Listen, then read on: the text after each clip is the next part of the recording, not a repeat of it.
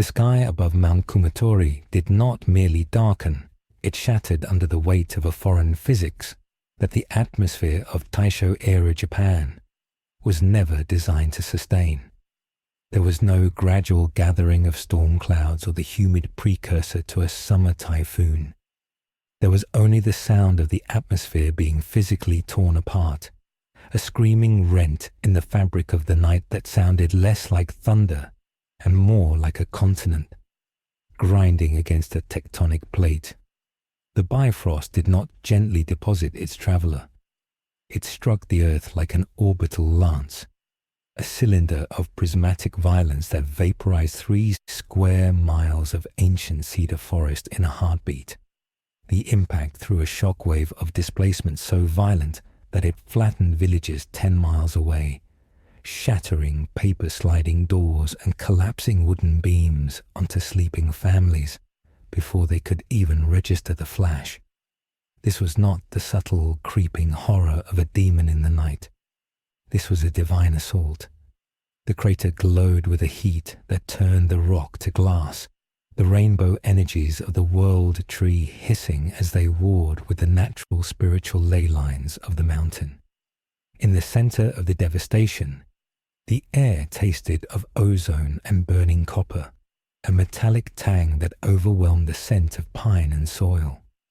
Far away in the Infinity Fortress, reality rippled. Muzan Kibutsuji froze, a sensation entirely alien to his biology, seizing every one of his 5 brains and 7 hearts. It was not the fear of the Yorichi Type 0, nor the hatred of the Demon Slayer core. It was a cellular panic, a biological scream from his blood commanding him to burrow, to hide, to flee. For the first time in 1,000 years, the progenitor of demons felt the presence of a predator that did not operate on the principles of biology or sunlight. He felt a star ignite on the surface of the earth. The signal traveled through the blood connection of every demon in the region, a resonant frequency of pure terror that made lower moons claw at their own throats and lesser demons dissolve into erratic spasms. The balance of the world had been violently tipped. The darkness that the demons called home had been pierced not by the sun, but by something older, louder, and infinitely more arrogant. In the center of the glass crater, the smoke cleared to reveal a figure that seemed too dense for the reality occupying it. Thor Odinson stood amidst the ruin of the Japanese countryside, his cloak singed, his grip on the handle of Mjolnir white, knuckled and trembling. He was not the jovial prince of golden halls. He was a warrior cast out from a war in the heavens that had gone terribly wrong, his exile resulting in a trajectory error of cosmic proportions. The gravity around him felt heavier, the very air warping around his skin, as if the local laws of physics were bending to accommodate his divine density. He took a step, and the ground cracked, unable to support the weight of an Asgardian physiology without protest. He looked up at the moon, which seemed too small, too close, and breathed in air that felt thin and devoid of magic. He did not know this realm. He did not know why the Bifrost had shattered upon entry. He only knew that his arrival had killed the mountain beneath his feet. From the edge of the crater a shadow moved. A demon, driven mad by the energy surge, yet compelled by hunger, lunged from the surviving tree line. It was a creature of twisted flesh and bone, regenerate and lethal to any human. It struck Thor's shoulder with claws capable of shearing iron. The claws shattered on impact, snapping like dry twigs against the skin of a god. Thor did not even turn his head. A pulse of residual static from his armor arced outward, not a conscious attack, but a mere static discharge of his travel. The demon did not burn. It was atomized, its cellular structure unraveled by a voltage that powered planetary forges. Thor looked at the dust where the creature had been, his blue eyes narrowing, realizing that here, In this fragile world of paper and wood, he was not a hero. He was a catastrophe waiting to move. The silence that followed the impact was not the absence of sound, but the stunning of the world's auditory capacity. In the smoking caldera of Mount Kumatori, the laws of thermodynamics were frantically attempting to reassert themselves against the impossible heat radiating from the Asgardian skin. Thor Odinson took his first step out of the glass-lined pit, and the soil for 10 meters around his boot instantly sublimated, turning to dry grey ash. He was heavy, far too heavy for the tectonic density of this dimension. Every movement required a conscious suppression of his own mass to prevent him from sinking into the earth as if it were soft mud.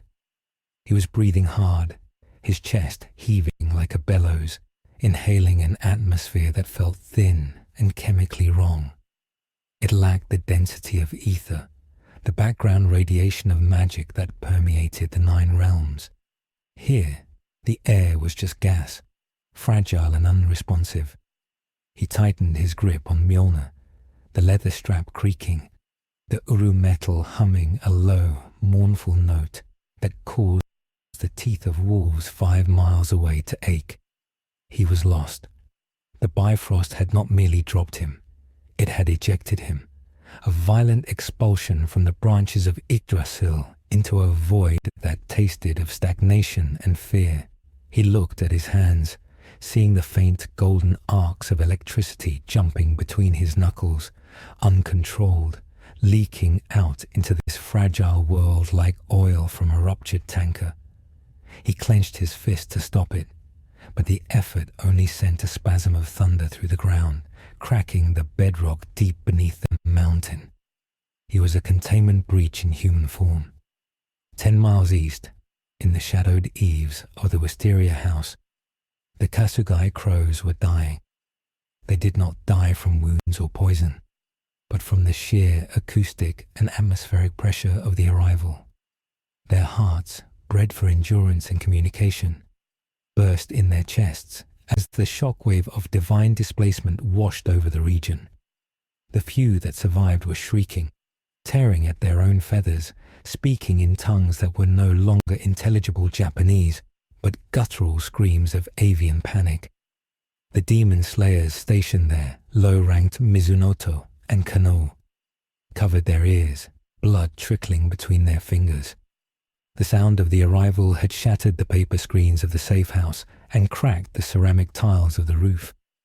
Zenitsu Agatsuma, recovering from a previous mission in the corner of the shared sleeping quarters, did not scream. He went catatonic. His absolute hearing, usually his greatest gift, became his torturer. He heard the sound of the sky tearing, a sound so loud and so conceptually heavy that it bypassed his eardrums and struck his soul. He convulsed on the tatami mat, frothing at the mouth, his mind overloaded by a singular, terrifying auditory hallucinations. The sound of a hammer striking an anvil the size of a planet. To him, it was not an explosion. It was a gavel. It was judgment. Tanjiro Kamado, rushing to his friend's side, smelled something that made his stomach turn. It was not the scent of a demon, which smelled of rotting meat and stagnant swamp water. This scent was sharp, sterile, and overwhelming. It smelled like a thunderstorm trapped in a bottle, mixed with a metallic tang of blood that was too red, too rich, and too old to belong to a human. Far to the north, deep within the twisted dimensional architecture of the Infinity Fortress, Muzan Kibutsuji sat in absolute stillness. The books on his desk had turned to dust, dissolved by a sudden, involuntary release of his own flesh-destroying energy. He was trembling. It was a microscopic tremor, invisible to the naked eye, but to him, it was an earthquake. His cells were screaming. The connection he shared with every demon in Japan had transmitted the disturbance instantly. A chorus of millions of cells crying out in unison at the arrival of a predator. Muzan had known fear only once, at the hands of Yoriichi Tsugukuni, a man who burned like the sun. But this new presence did not feel like the sun. The sun was a natural part of the world, a celestial body that followed rules. This sensation was alien. It felt like a chaotic intrusion, a violation of the natural order. It felt like a storm that had gained sentience and decided to hate the ground it walked on. Muzan stood up, his kimono rippling as flesh whips sprouted from his back. Not in aggression, but in a defensive reflex. He commanded the Biwa woman, Nakime, to seal the fortress tight. No exits, no entrances. He needed information, but he refused to expose himself. He reached out through the blood link, finding the mind of a lower moon operating near the blast zone. The demon, a creature of vanity and hunger, was currently cowering in a cave, weeping as its regeneration factor stalled, overwhelmed by the ionizing radiation flooding the area.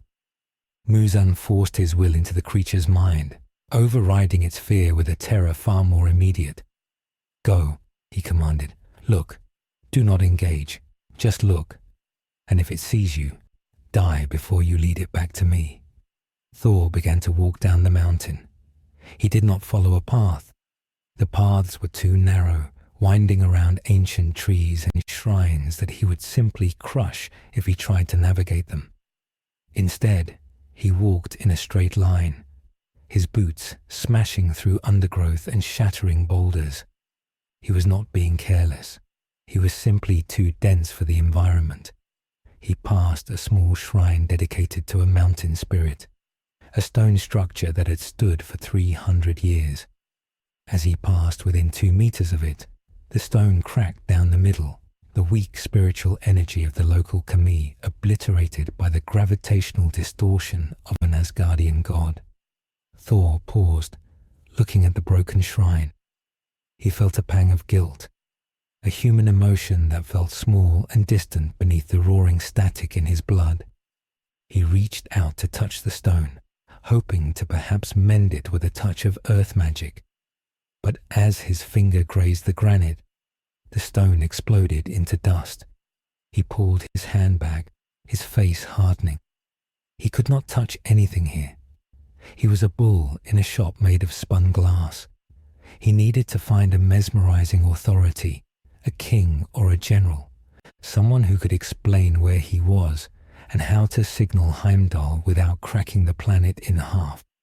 He found the village of Okutama an hour later, or rather, he found what was left of it. The shockwave of his landing had treated the village like a house of cards in a gale. The wooden structures were flattened, the rice fields were scorched, the water evaporated, leaving behind cracked mud that steamed in the moonlight. There were bodies. Thor stopped. He had seen death. He had walked fields of slaughter in Vanaheim and Jotunheim, where the dead were stacked like cordwood. But those were warriors. These were farmers, old men, children. They had not been killed by a weapon. They had been killed by the displacement of air caused by his arrival.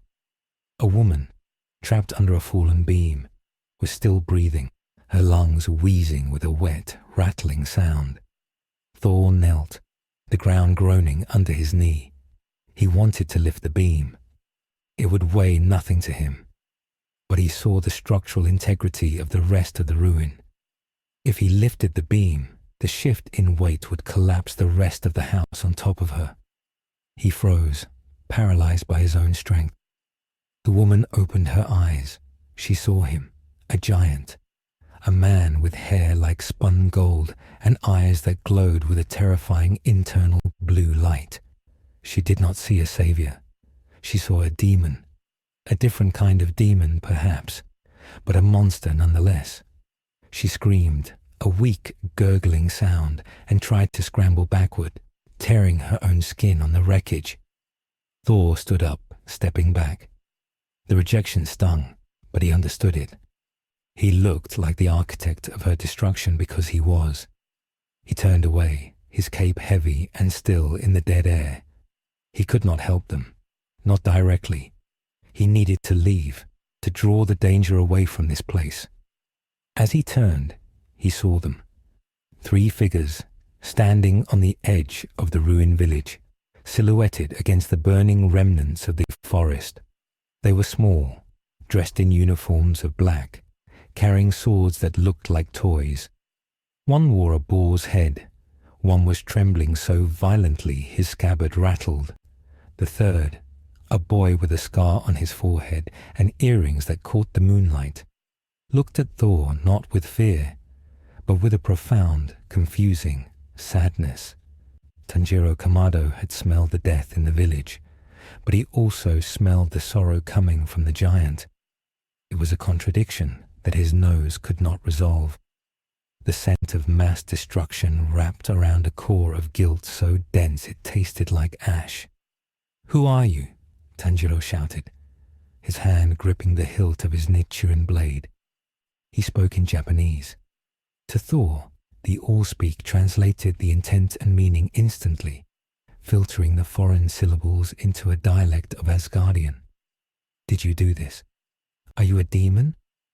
Thor looked at the boy. The term demon registered. Muspelheim had demons. Surta was a demon. This boy was asking if he was a creature of fire and malice. "I am not a demon," Thor said, his voice rolling over the village like a low peal of thunder. The sheer volume knocked the wind out of Zenitsu, who clapped his hands over his ears again. "I am a traveler. This destruction was an accident of my arrival. I grieve for your loss." "An accident?" Inosuke Hashira screamed, his patience evaporating. He didn't care about the smell or the sound. He cared that this giant was the biggest thing he had ever seen, and he wanted to fight it. "You flattened the mountain by accident. Don't look down on me." Inosuke launched himself forward, his dual blades drawn, using beast breathing to propel himself low and fast. He aimed for the giant's legs, intending to hamstring him. "Inosuke, stop!" Tanjiro yelled, sensing the danger too late. Inosuke's blades, chipped and serrated, struck Thor's thigh. There was no cut. There was no blood. There was a sound like a glass jar being thrown against a brick wall. Inosuke's sword shattered instantly, the metal fragments spraying outward. The impact reverberated up Inosuke's arms, dislocating both his shoulders and sending him flying backward as if he had bounced off a rubber wall. He hit the ground hard, rolling to a stop at Tanjiro's feet, groaning, his arms limp. Thor had not moved. He had not even braced himself. He looked down at the spot where the boy had struck him, seeing a faint smudge of dirt on his pants. "Do not strike me," Thor said, his voice devoid of anger, filled only with a tired warning. "You will only break yourselves. Go. Tend to the survivors. I will leave." "You can't just leave." Tanjiro stepped forward, drawing his sword. He was terrified. His instincts were screaming at him that this being was death incarnate. But the devastation was too great. If this man, this thing, walked to the next town, how many more would die? "You killed these people. You have to answer for this. The Demon Slayer Corps will not let you walk away." Thor paused. Demon Slayer Corps. He turned fully to face them. Warriors. They were warriors. Weak, fragile, carrying sticks of iron. But they had a code. They defended the weak. "You hunt the monsters of this realm. We hunt demons," Tanjiro said, water-breathing stance ready. "And if you kill humans, we hunt you." Thor looked at the boy's eyes, red, determined, filled with a fire that reminded him of a young Sith, or perhaps bolder before the end. He nodded slowly. "You have courage, little warrior, but your weapons are made of tin. Your bodies are made of paper. Do not throw your lives away against a storm. I am leaving." Thor turned his back and began to walk. Tanjiro, driven by duty and the sight of the ruined village, launched his attack. Water breathing, first form, water surface, slash. He moved faster than the eye could follow. A fluid strike aimed at the giant's neck. It was a perfect cut, one that had severed the heads of demons that could regenerate from dust. The blade struck Thor's neck. The sword did not break, but it stopped dead. The vibration traveled through Tanjiro's skeleton, rattling his teeth. It felt like he had swung his sword into a solid mountain of diamond. Thor's skin didn't even depress. The kinetic energy of the stop threw Tanjiro into the air, flipping him over. He landed on his feet, sliding back, his hands numb. Thor sighed. He reached up and brushed his neck, as if swatting a mosquito. "I said," Thor rumbled, the sky above beginning to darken in response to his rising irritation. "Do not." Suddenly, the air pressure dropped. A crow spiraled down from the sky, landing on Tanjiro's shoulder, cawing frantically. "Hashira! Hashira arrival!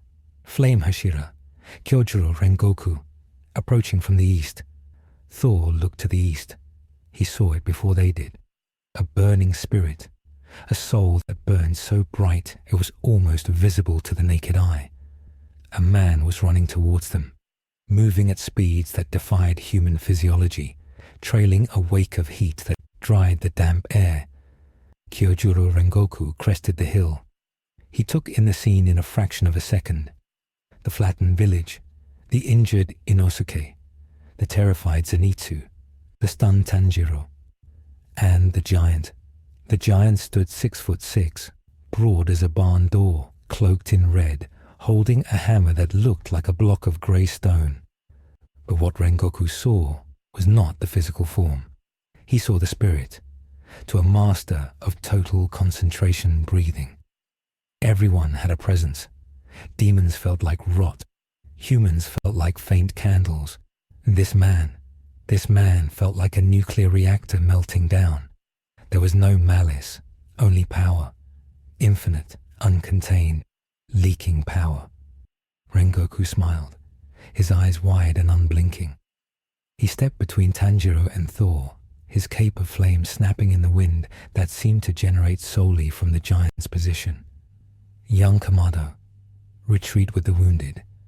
This is not a battle for Mizunoto." "Rengoku-san," Tanjiro cried. "His skin. My sword couldn't cut him." "I see," Rengoku boomed, his voice cheerful but laced with a steel tension. "A hardened exterior, common among certain demons. But there is nothing that cannot be burned if the fire is hot enough." He drew his blade. The steel turned red. The heat radiating from Rengoku was impressive, raising the local temperature by 10 degrees. Thor looked at Rengoku. This one was different, stronger, faster. The energy inside him, this breathing, was refined. It was a warrior's discipline. Thor respected it. "You command fire," Thor noted. "Are you the guardian of this province?" "I am the Flame Hashira of the Demon Slayer Corps, Kyojuro Rengoku." He took a stance, flame breathing, first form, unknowing fire. "And I cannot allow a massacre to go unanswered. Identify yourself, giant." "I am Thor, son of Odin," Thor said, shifting his grip on Mjolnir. "And I have no quarrel with you, Flame Hashira. Stand aside." "Impossible." Rengoku vanished. He moved faster than sound. To Tanjiro, he was a blur of fire. To Thor, he was moving in slow motion, but faster than the others. Rengoku aimed a decapitation strike, the heat of his blade searing the air. Thor did not dodge. He brought the handle of Mjolnir up in a lazy parry. The collision created a shockwave that flattened the remaining standing trees for 50 meters. Rengoku was thrown back, his boots digging trenches in the ground as he slid 20 meters, smoke rising from his heels. His hands were vibrating. The impact had been like striking a falling meteor. His Nichirin blade was intact, but only just. He looked at the giant. Thor hadn't moved his feet. "Good strike," Thor said, genuinely impressed. "You have the strength of a Valkyrie, but your fire is cold compared to the forges of Nidavellir." Rengoku's smile didn't falter, but his internal calculations shifted drastically. Physical strength, immeasurable. Speed, unknown. He hasn't moved.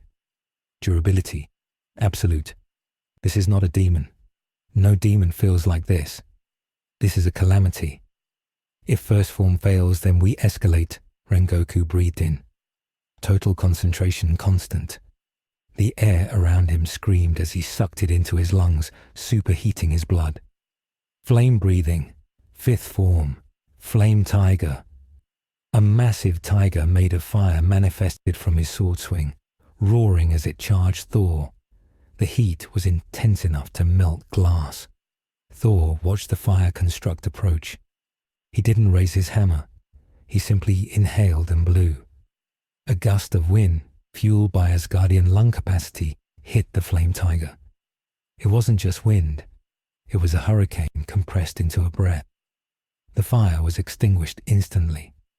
The wind blast continued, hitting Rengoku and lifting him off his feet, sending him tumbling through the air until he slammed into a cliff face 100 yards away. Silence returned to the ruins. Tanjiro stared, his mouth open. Rengoku, one of the strongest swordsmen in history, had been blown away like a candle on a birthday cake. Thor looked at Tanjiro.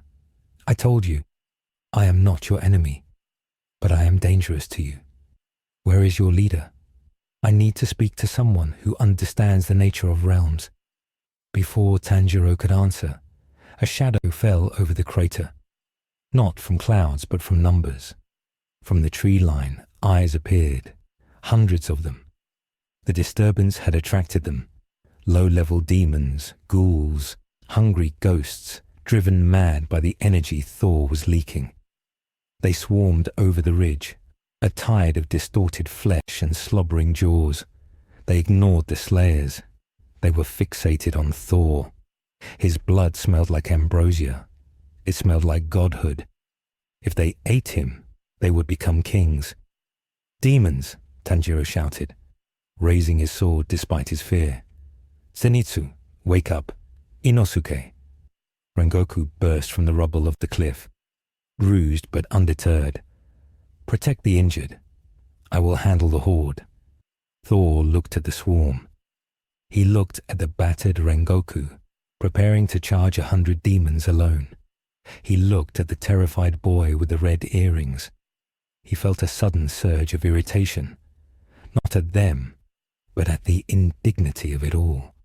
He was Thor. He was a prince, and he was being hunted by scavengers in a mud pit. "Stand down, Flame Man," Thor said. His voice was no longer tired. It was commanded. He raised Mjolnir. He did not swing it. He simply held it aloft. "You want my blood?" he asked the horde. "Then taste my power." Thor pulled the sky down. He didn't summon a bolt.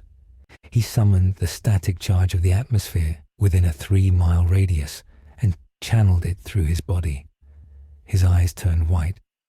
Armor of lightning coalesced around his chest. For a split second, the night turned into blinding day. Krakum.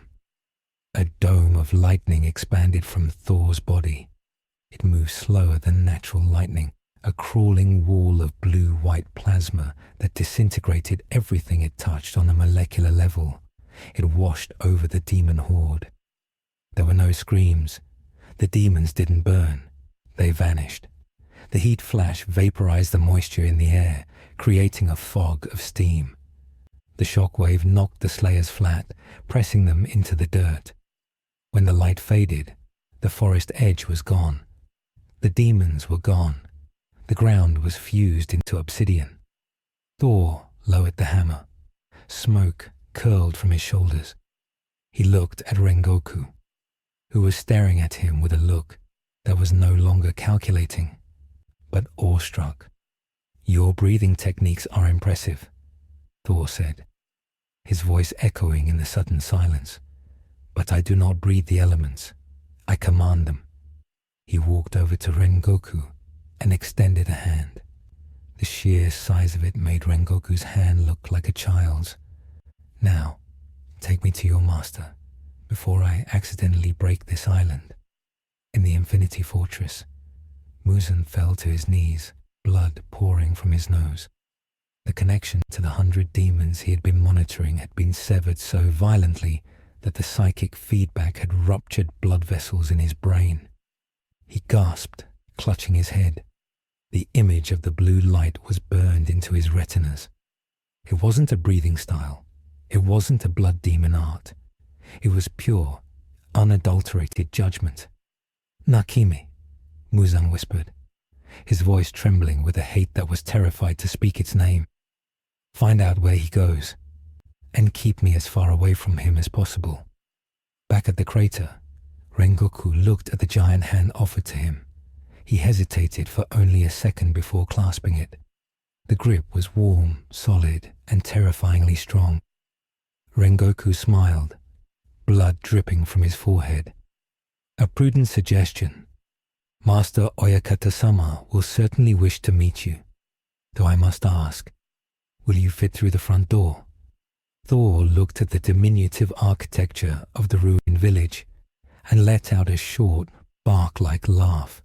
It was a dry sound, but it wasn't hostile. "If I do not," Thor said, "I will stand outside. Lead the way, Flame Hashira." The timeline had shifted. The war between slayers and demons, a secret struggle in the dark for 1,000 years, had just been exposed to the light of a dying star. And neither side was ready for the gravity of the god of thunder. The crow, circling high above where the air was still thin, turned and flew towards the Ubuyashiki estate, carrying a message that would change the course of history. "The storm has landed. It is friendly, and it is heavier than the world." The journey to the headquarters of the Demon Slayer Corps was a logistical nightmare that defied the secrecy upon which the organization had survived for the Sacerdotes of the centuries.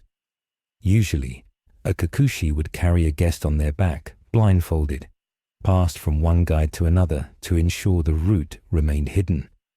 This protocol collapsed instantly when the first Kikuchi attempted to lift Thor. The man's knees buckled with an audible pop, and he collapsed under the Asgardian's passive mass, driving his face into the dirt. Thor weighed nearly 600 pounds, not of fat, but of super dense biological tissue and uru metal. He was a singularity of mass wrapped in a red cloak. The Kikuchi stared in horror, clutching his strained back, while Thor looked down with a mixture of pity and confusion. He did not understand that he was heavy. He only understood that the world was light. Rengoku Kyojuro, his enthusiasm undimmed by the earlier display of terrified power, solved the issue by declaring that they would walk. It was a 3-day journey on foot for a human. It took them 6 hours. They ran, or rather, the Demon Slayers ran, using total concentration breathing to maintain a sprint that would kill a horse, while Thor simply strode. His gait was long and devouring. Every step propelled him forward with a terrifying efficiency, the ground cracking slightly under his heel with each impact. He did not tire. He did not sweat.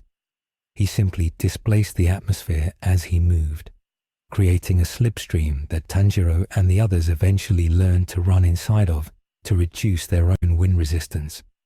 During this forced march, the cultural and biological dissonance between the two realities began to manifest in small, destructive ways. When they stopped for a brief rest, Thor ate. He did not eat a rice ball. He ate the entire supply of the unit. He consumed 3 weeks' worth of dried rations, 2 wild boars that Inosuke had instinctively hunted, but failed to protect from Thor's appetite, and a barrel of water. His metabolism was a furnace that burned matter to sustain a physiology capable of wrestling dragons. Tanjiro watched him eat with a look of profound concern, sniffing the air. The scent of the giant was changing, The ozone smell was settling, replaced by something earthier, like iron cooling in a forge. But the sadness remained. It was deep and ancient. Tanjiro sat beside him as Thor cracked a boar femur like a toothpick to suck out the marrow. Tanjiro asked about his home. Thor stopped chewing. He looked at the moon, which was still too small. He spoke of Asgard not as a place, but as a memory.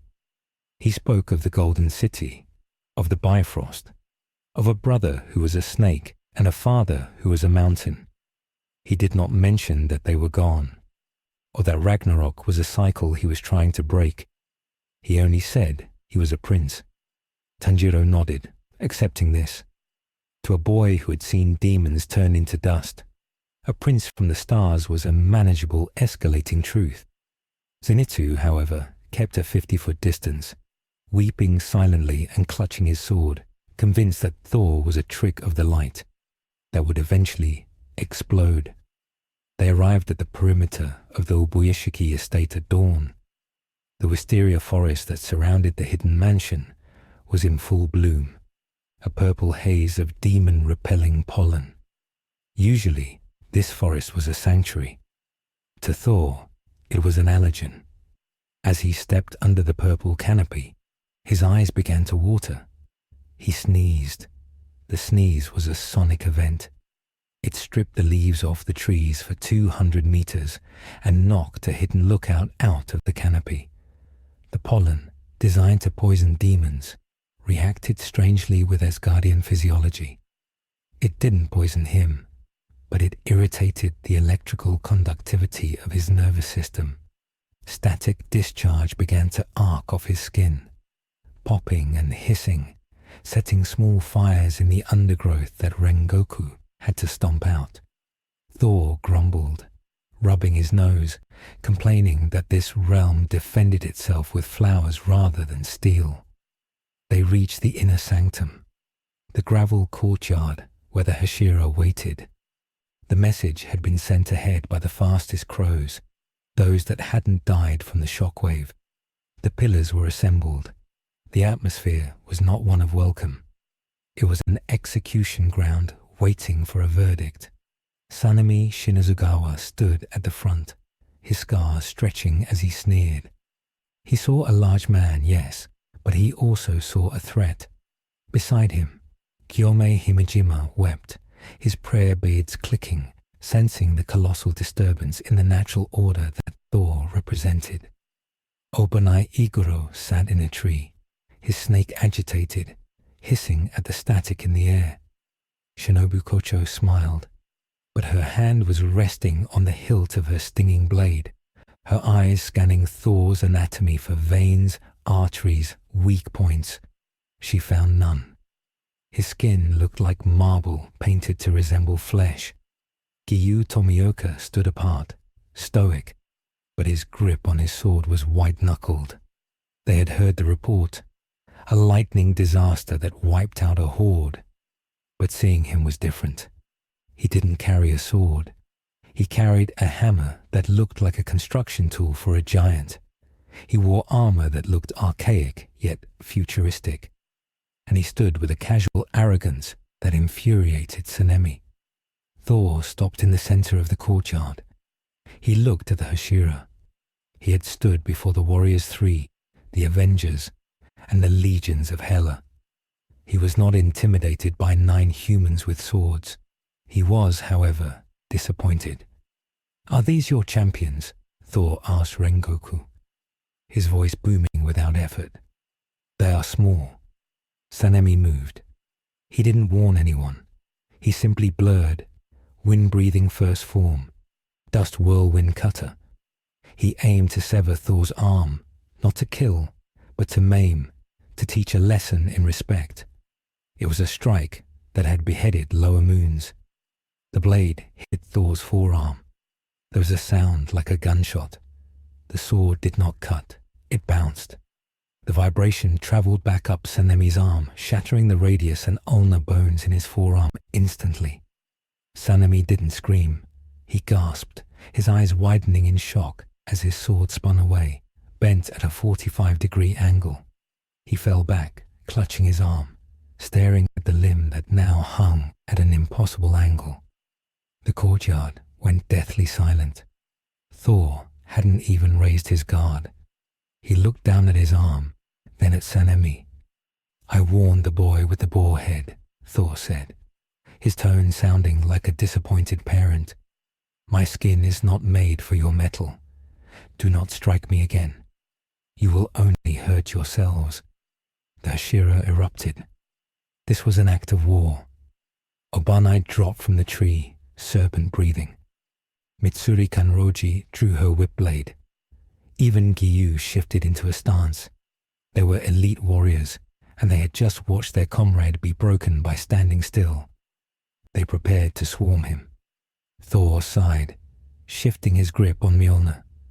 He didn't want to hurt them, but they were like angry wasps. He prepared to release a non-lethal shockwave, enough to knock them unconscious. "Stop." The voice was quiet, no louder than a rustling leaf, yet it halted the violence instantly. The paper doors of the mansion slid open. Kagaya Ubuyashiki stepped out, supported by his daughters. The curse had taken his eyes and much of his face, the purple, vein-like rot spreading across his skin. But his presence was absolute. It was the presence of a man who commanded loyalty through love, not fear. Thor paused. He knew this aura. He had felt it from Odin. It was the weight of a crown worn by a dying man. The Hashira bowed instantly, their foreheads touching the gravel. Sanemi bit through his lip to stifle a groan of pain, bowing despite his broken arm. Thor did not bow. He stood tall, watching the frail man descend to the Ingawa. "Welcome, guest from the stars," Kagaya said, his voice possessing that strange 1/f fluctuation that soothed the human nervous system. It washed over the Hashira, calming their rage. It washed over Thor, and he recognized it for what it was. A passive enchantment of charisma, similar to the glamour of the light elves. It didn't work on him, but he respected the intent. "I apologize for the rudeness of my children. They are protective. I'm Kagaya Ubuyashiki." Thor nodded, a micro-gesture of respect he usually reserved for fellow royalty. "I am Thor Odinson. I seek passage home. But first, I see you are afflicted." Thor stepped forward. The Hashira tensed, but Kagaya raised a hand to stay them. Thor walked up to the veranda, towering over the master. He looked at the curse. To the Slayers, it was a genetic illness. To Thor, who had studied the arcane under his mother Frigga and fought the dark magic of Malekith, it was something else. He saw the energy signature. It was not biological. It was a curse of the blood, a binding contract of necrotic energy that ate the life force to sustain a distant anchor. It smelled of Niflheim. It smelled of death magic. "This is not a sickness," Thor stated, his voice dropping to a rumble. "This is a parasite of the soul, a shadow hungering for light. It is our family's burden," Kagaya said softly. "A punishment for birthing the progenitor of demons." "Punishment?" Thor scoffed. "The gods I know do not punish children for the sins of fathers. This is dark magic, and I am the god of thunder. I cleanse the rot." Thor made a decision. He was a hero. Heroes fix things. He saw a good man dying of a magical ailment, and he believed he had the tool to solve it. He believed that a precise microscopic injection of divine lightning, the purifying fire of the storm, could cauterize the magical connection and burn the curse out of the bloodline. He had jump-started the heart of a dying star. He had reignited the forge of Nidavelli. Surely he could burn a little rot out of a mortal man. "I can heal you," Thor said. He didn't wait for permission. He was arrogant in his helpfulness. He reached out, his hand glowing with a soft blue luminescence. "Hold still." "Wait," Shinobu screamed. realizing what he was doing. His heart is too weak. Thor touched Kagaya's forehead. He intended to send a spark, a tiny, insignificant mote of power. But Thor's control was calibrated for Asgardian physiology, for beings who could drink magma and wrestle trolls. He did not understand the absolute fragility of the Ubuyashiki lineage. When his finger made contact, the connection didn't just transfer energy, it completed a circuit. The curse was not just an illness, it was a direct metaphysical link to Muzan Kibutsuji. When Thor's divine energy hit the curse, it didn't burn it away. It traveled down the link. It shot through the metaphysical plane, across the miles, and slammed into Muzan's cells like a grand piano dropped from orbit. In the Infinity Fortress, Muzan screamed. His body detonated, not died, but exploded. His cells unable to process the sudden influx of positive divine charge. He was reduced to a splatter of gore in his own throne room, his consciousness fracturing into panic. But the feedback loop was worse. The energy, finding resistance at the other end, bounced back. It surged back into Kagaya. The master's body arched. His eyes, blind and white, turned a blazing, horrific blue. He didn't scream. He couldn't. The air in the courtyard vanished. A vacuum formed, sucking the gravel, the leaves, and the air towards the veranda. Then, the repulsion hit. Boom! The Ubuyashiki mansion didn't catch fire. It was erased. The shockwave of the magical rejection leveled the main building instantly. Wood turned to splintered rain. The roof tiles became shrapnel. The Hashira were blown backward like rag dolls.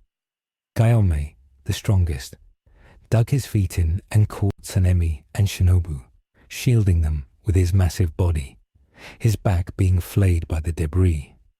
Rengoku was thrown through a stone wall.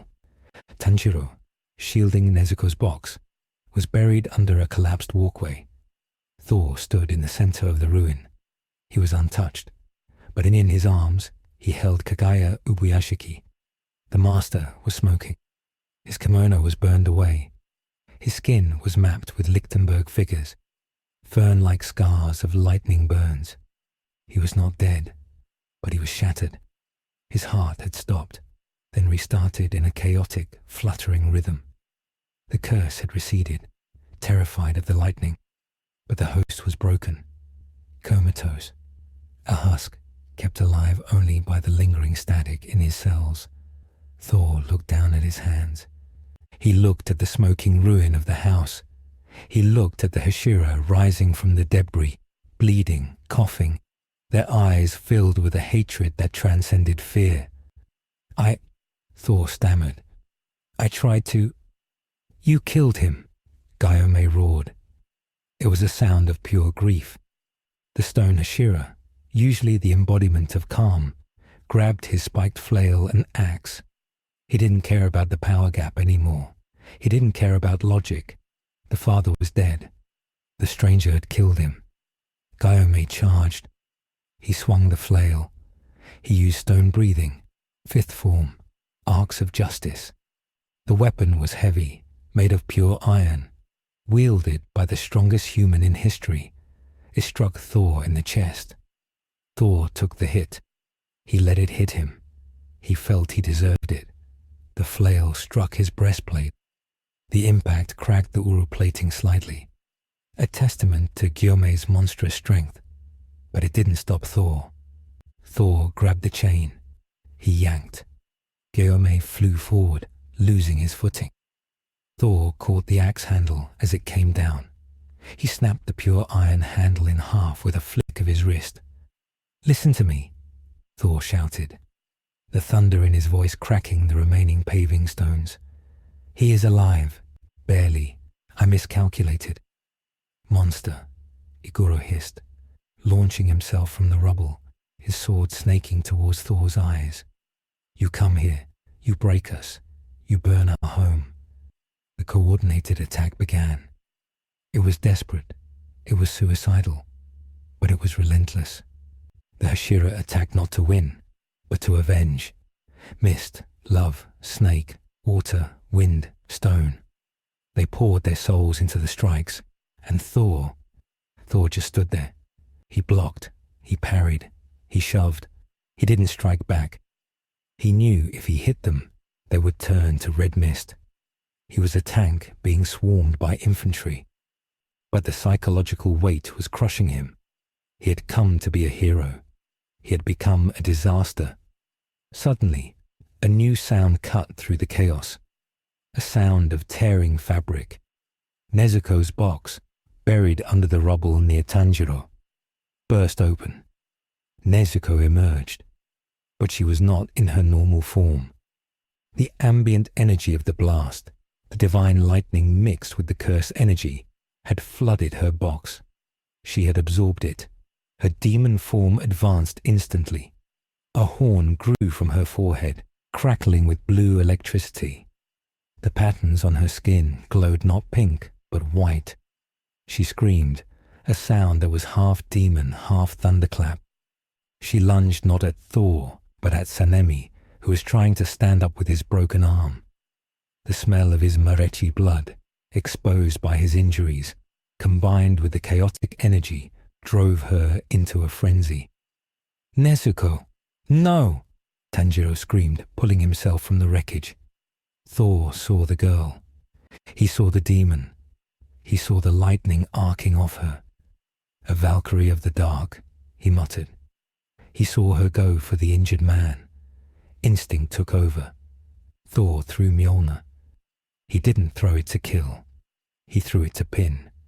The hammer flew, pinning Nezuko by her sash against a standing stone pillar. She thrashed, clawing at the leather strap, but the hammer was immovable.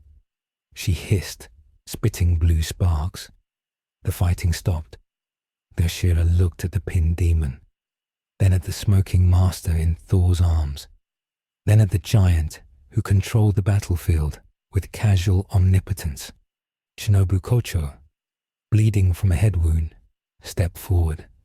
She was the only one thinking clearly. She saw that fighting was death. She saw that the master was still breathing. Technically. "Put him down," she whispered, her voice trembling with suppressed rage. Thor looked at her. He nodded. He gently laid Kagaya on a flat slab of stone. His heart beats. The curse. It is quiet, but his body is weak.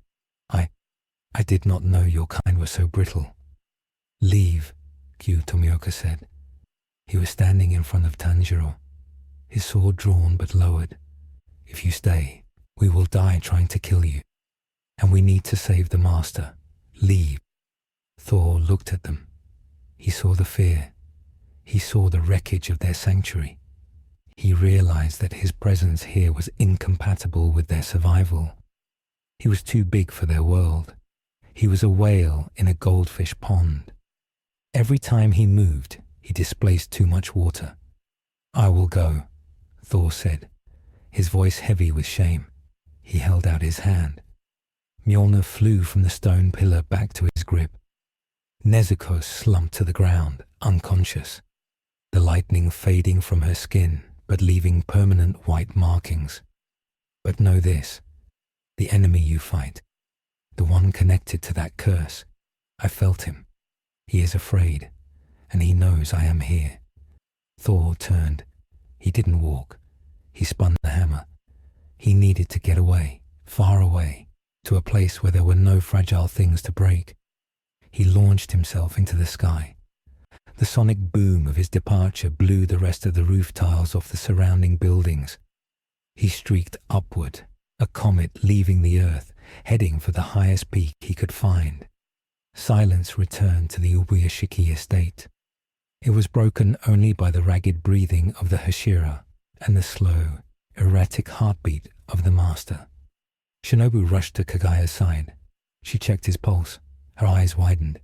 He's alive, but his cells, they aren't degenerating anymore. "What?" Sanemi rasped, clutching his shattered arm. "The curse," Shinobu said, looking at the Lichtenberg scars on the master's face. "It's gone, burned out, but the damage, he may never wake up, and his nervous system is fused with something else. In the distance, Tanjiro held the unconscious Nezuko. He looked at her arm. The skin was harder, and under the surface, a faint rhythmic hum could be heard. She had absorbed a fraction of the Odin Fochi. High above the clouds, Thor landed on the peak of Mount Fuji. The air was thin here, cold. It felt a little more like home. He sat on the snow, placing the hammer beside him. He put his head in his hands. He had been on Earth, this Earth, for less than 24 hours. He had destroyed a mountain, wiped out a village's infrastructure, paralyzed a government, crippled a general, and now put a king in a coma. He was not a savior here. He was a natural disaster. Heimdall, he whispered to the silence. Father, if you can hear me, I have made a grave mistake.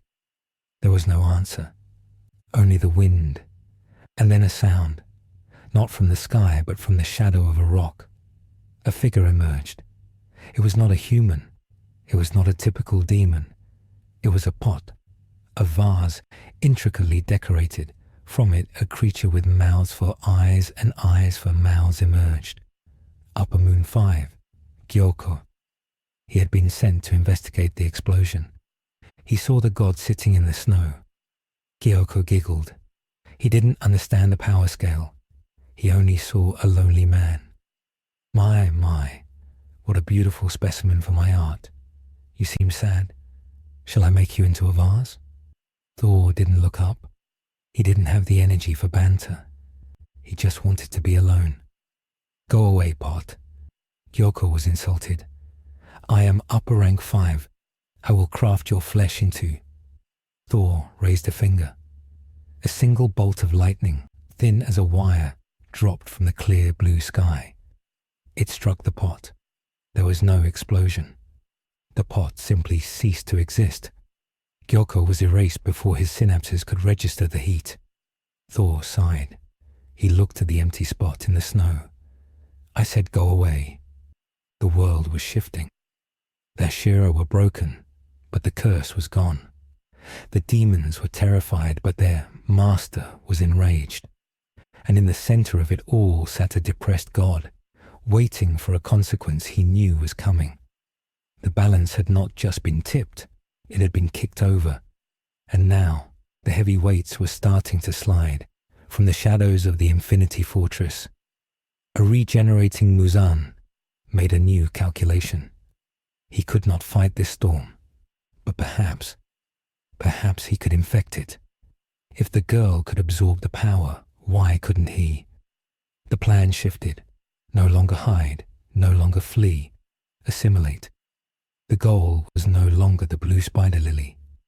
The goal was the blood of the Asgardian.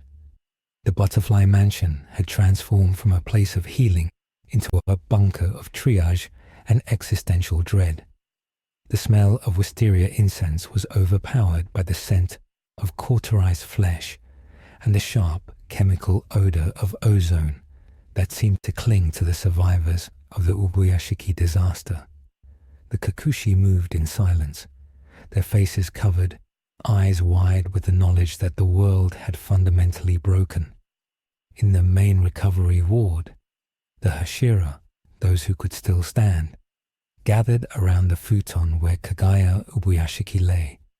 He was no longer the frail man they knew.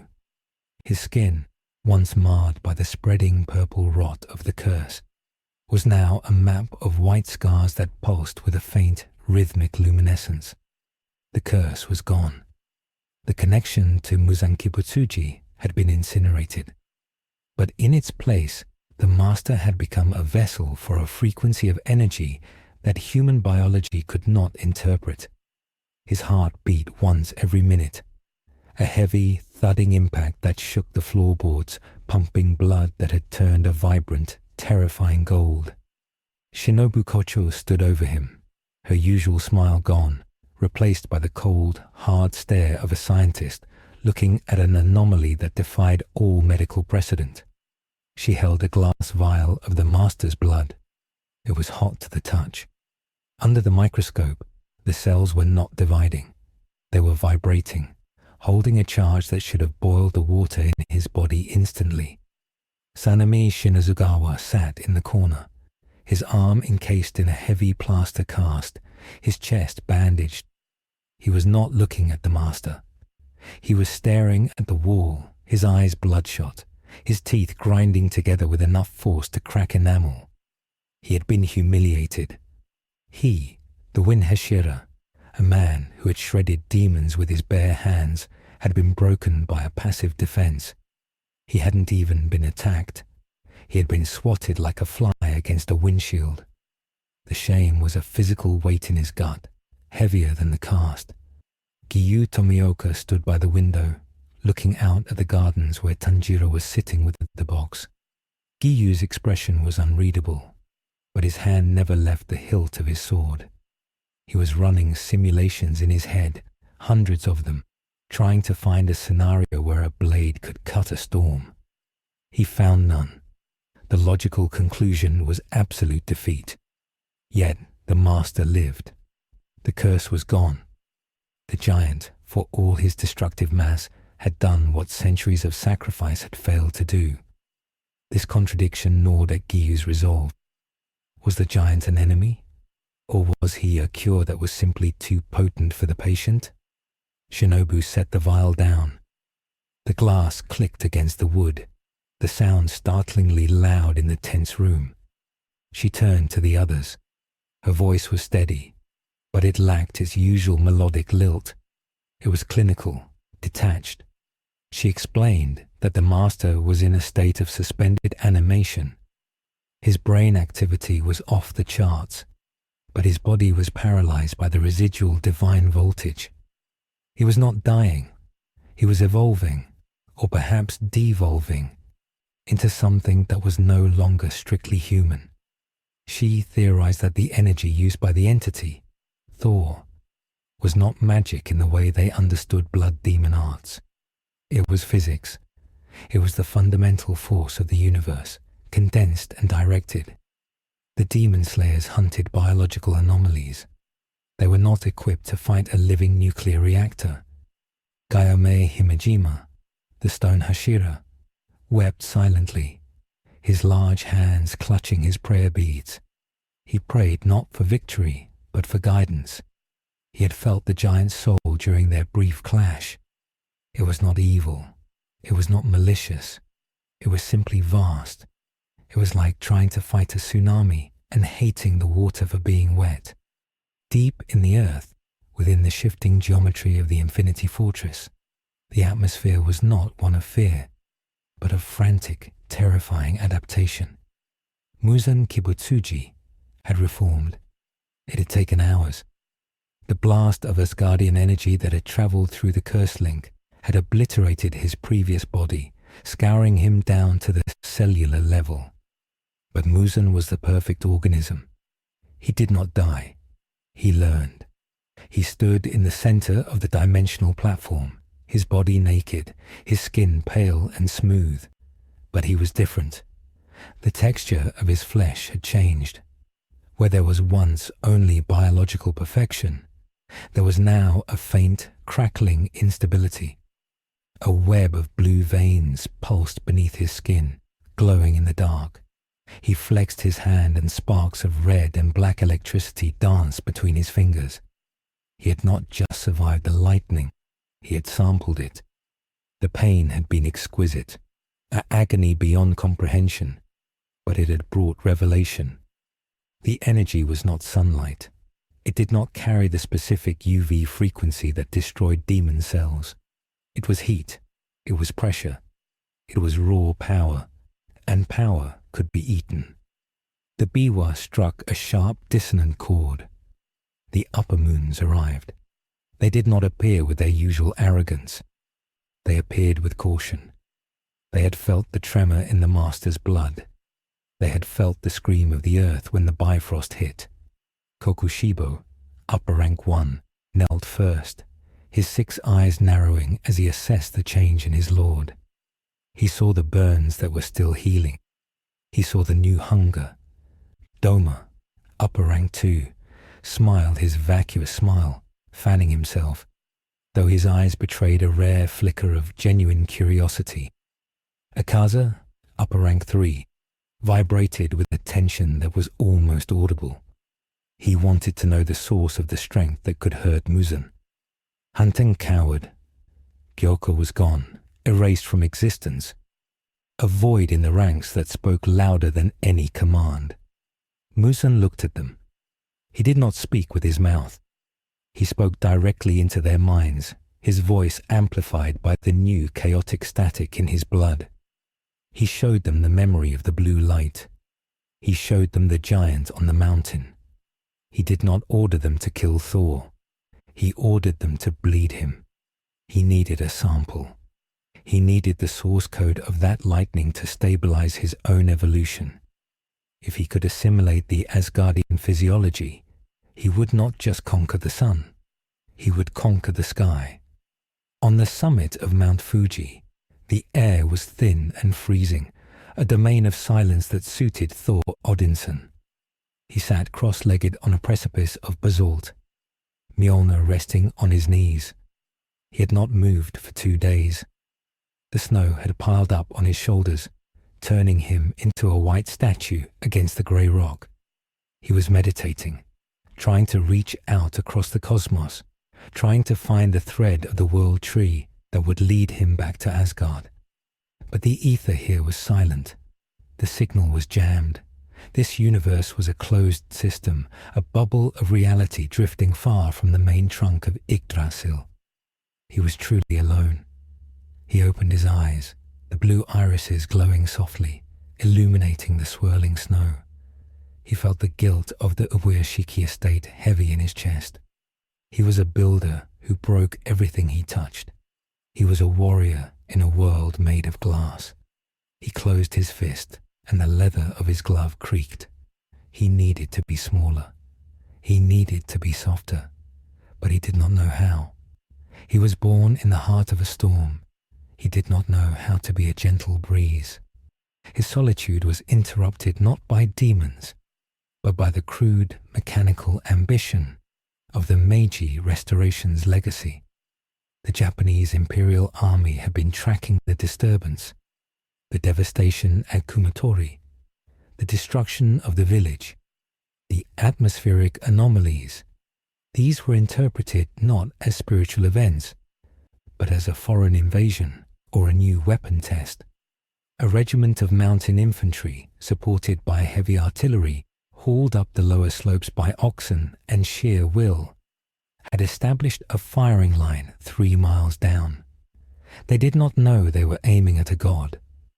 They saw a heat signature, a man-shaped anomaly that defied physics. The commander, a man of iron discipline who believed in steel over superstition, gave the order. The artillery roared. The shells, 75 mm high explosives, whistled through the thin air. Thor heard them coming. He did not move. He did not think they were attacking him. He thought it was a rockfall, or perhaps another atmospheric disturbance. The first shell struck the cliff face 10 meters below him. The explosion sent a plume of rock and snow into the air. The second shell hit him directly in the chest. The explosion was bright, a flash of chemical fire that engulfed the peak. The sound echoed down the valleys, reaching the ears of the terrified villagers in the foothills. The soldiers cheered. Direct hit. Target neutralized. The smoke cleared. Thor was still sitting. The snow had been blown off his armor. There was a smudge of soot on his breastplate. He looked down at the spot where the shell had impacted, then looked out at the distant artillery positions. He was confused. Why were the mortals throwing firecrackers at him? Was this a greeting? A ceremony? Then a sniper round, fired from a high-velocity rifle, struck him in the forehead. The bullet flattened against his skin and fell into his lap. A twisted piece of hot lead. Thor picked it up. He understood now. It was not a greeting. It was war. "You are bold," Thor said to the wind. his voice carrying 3 miles down to the artillery line, sounding like a voice speaking from directly behind the commander's ear. "But you are rude." Thor stood up. He raised Mjolnir. He did not intend to kill them. He intended to disarm them. He spun the hammer, generating a localized magnetic cyclone. He cast the energy outward. Down on the slopes, the artillery cannons were suddenly yanked from their carriages. Rifles were torn from soldiers' hands. Bayonets snapped. The metal equipment of an entire regiment was pulled into the air, swirling into a massive ball of scrap iron that hovered for a moment before crashing into a ravine. The soldiers fled, screaming, convinced the mountain itself had rejected their technology. In the chaos of the retreating army, the true threat arrived. They did not come with noise. They came in the slipstream of the panic. Akaza was the first to reach the summit. He moved with a grace that defied gravity, his feet barely touching the snow. He saw the god of thunder standing amidst the smoke of the artillery barrage. Akaza's compass needle, the blood demon art that allowed him to sense fighting spirit, was spinning so fast it was a blur. He had never felt a battle spirit like this. It wasn't sharp like a sword. It wasn't hateful like a demon. It was overwhelming. It was a sun. Akaza laughed, a sound of pure delirious joy. He had spent centuries looking for the supreme limit of martial arts. He had found it. "Identify yourself," Akaza shouted. Landing 10 meters from Thor, dropping into his destructive stance. "I am Akaza, upper rank 3, and I want to taste your strength." Thor looked at the demon. He saw the tattoos. He saw the martial stance. He saw the hunger for combat, not for flesh. This one was a warrior, a corrupted, evil warrior, but a warrior nonetheless. Thor respected that. "I am Thor," he said, turning fully to face him. "And you are out of your weight class, little fighter." Akaza didn't wait. He launched himself. Destructive death, compass needle. He aimed a punch at Thor's midsection, a strike capable of shattering the organs of a Hashira. He moved at supersonic speed. The punch connected. Crack! It was the sound of bone shattering, but not Thor's. Akaza's hand disintegrated upon impact with Thor's abdominal muscles. The kinetic energy had nowhere to go but back into the attacker. Akaza's arm exploded up to the elbow. He flew back, spinning in the air, landing on his feet. He looked at his stump. It was already regenerating, the flesh knitting together in seconds. But his eyes were wide. It felt like he had punched a wall of solid neutronium. "Wonderful!" Akaza screamed, grinning maniacally. "Harder than diamond, stronger than steel." Again. He attacked again. A flurry of kicks and punches, using void style to create shockwaves. Thor blocked them with his forearms. He wasn't even using Mjolnir. He was boxing. He parried a kick that would have decapitated a dragon. He caught a punch and squeezed, crushing Akaza's regenerated fist into pulp.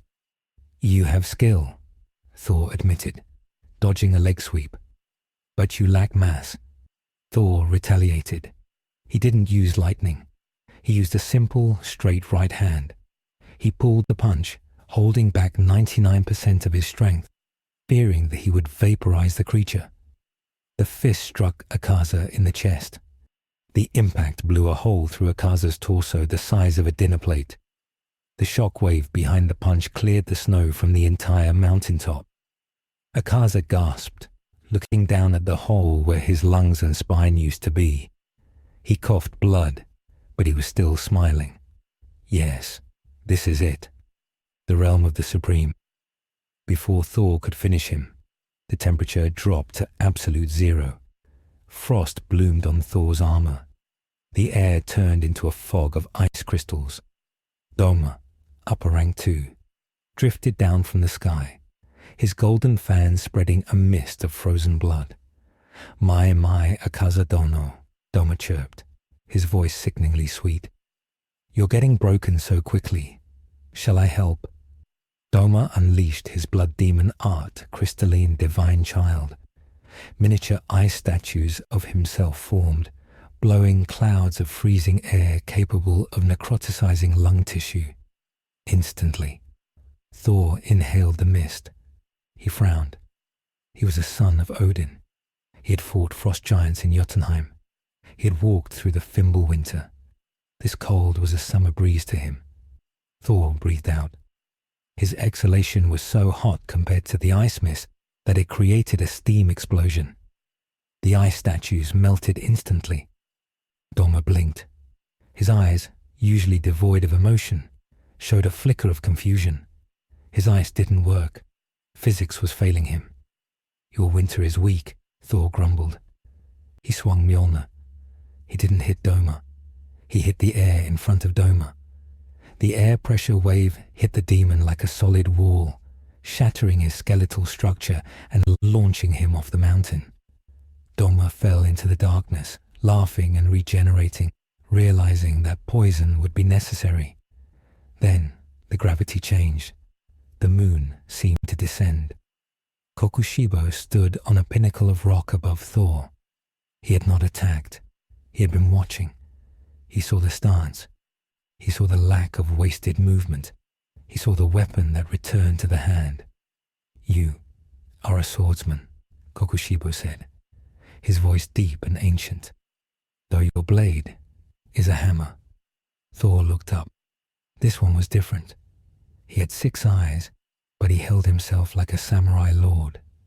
The sword at his hip was made of flesh and eyes, a grotesque mockery of a katana, but the spirit behind it was sharp. "I am a warrior," Thor corrected, "and you are an abomination of honor." Kokushibo drew his blade. Moon breathing, first form, dark moon, evening palace. He swung. A crescent moon blade of chaotic energy slashed towards Thor. It wasn't just physical. It was surrounded by smaller, chaotic crescent blades that changed length and trajectory randomly. Thor raised Mjolnir. The crescent struck the Uru metal. Sparks flew. For the first time, Thor felt a push. The attack had weight. It had centuries of skill behind it. Thor slid back an inch. "Finally," Thor said, a grin touching his lips. "A challenge." Thor leapt. He brought the hammer down. Kokushibo sidestepped, his movement ghost-like. The hammer struck the peak, cracking the mountain down to its roots. Lava began to bubble up from the fissure. The volcano was waking up. The battle on Fuji became a mythic event. The sky flashed with lightning as Thor engaged the 3 upper moons simultaneously. Akaza returned, fully healed, attacking with renewed frenzy. Doma hovered at the edge, spreading poison mist that Thor had to constantly blow away. Kokushibo wove curtains of crescent blades that chipped the rocks and sliced Thor's cape. But they couldn't hurt him. Not really. They could only annoy him. Thor was a tank. They were hornets. But hornets can tire a bear. And that was the plan. While Thor was distracted by the 3 strongest demons in existence, a 4th presence emerged from the shadows of the crater. It was Nakimi's eye, a portal opening in the blind spot of the battle. From the portal, a fleshy tendril shot out. It wasn't an attack. It was a syringe, a biological probe designed by Muzan, filled with a cocktail of anticoagulant and assimilation enzymes. Thor was busy blocking a barrage of moonblades from Kokushibo. He didn't see the tendril. It struck his calf, finding the small gap in his greaves. It couldn't pierce his skin. The needle broke. Muzan, watching from the fortress, cursed. His biology was too hard. He needed an opening. He needed the god to be vulnerable. He needed him to bleed. Suddenly, a streak of pink and white fire tore up the mountainside. It was Nezuko Kamado. She had outrun Tanjiro.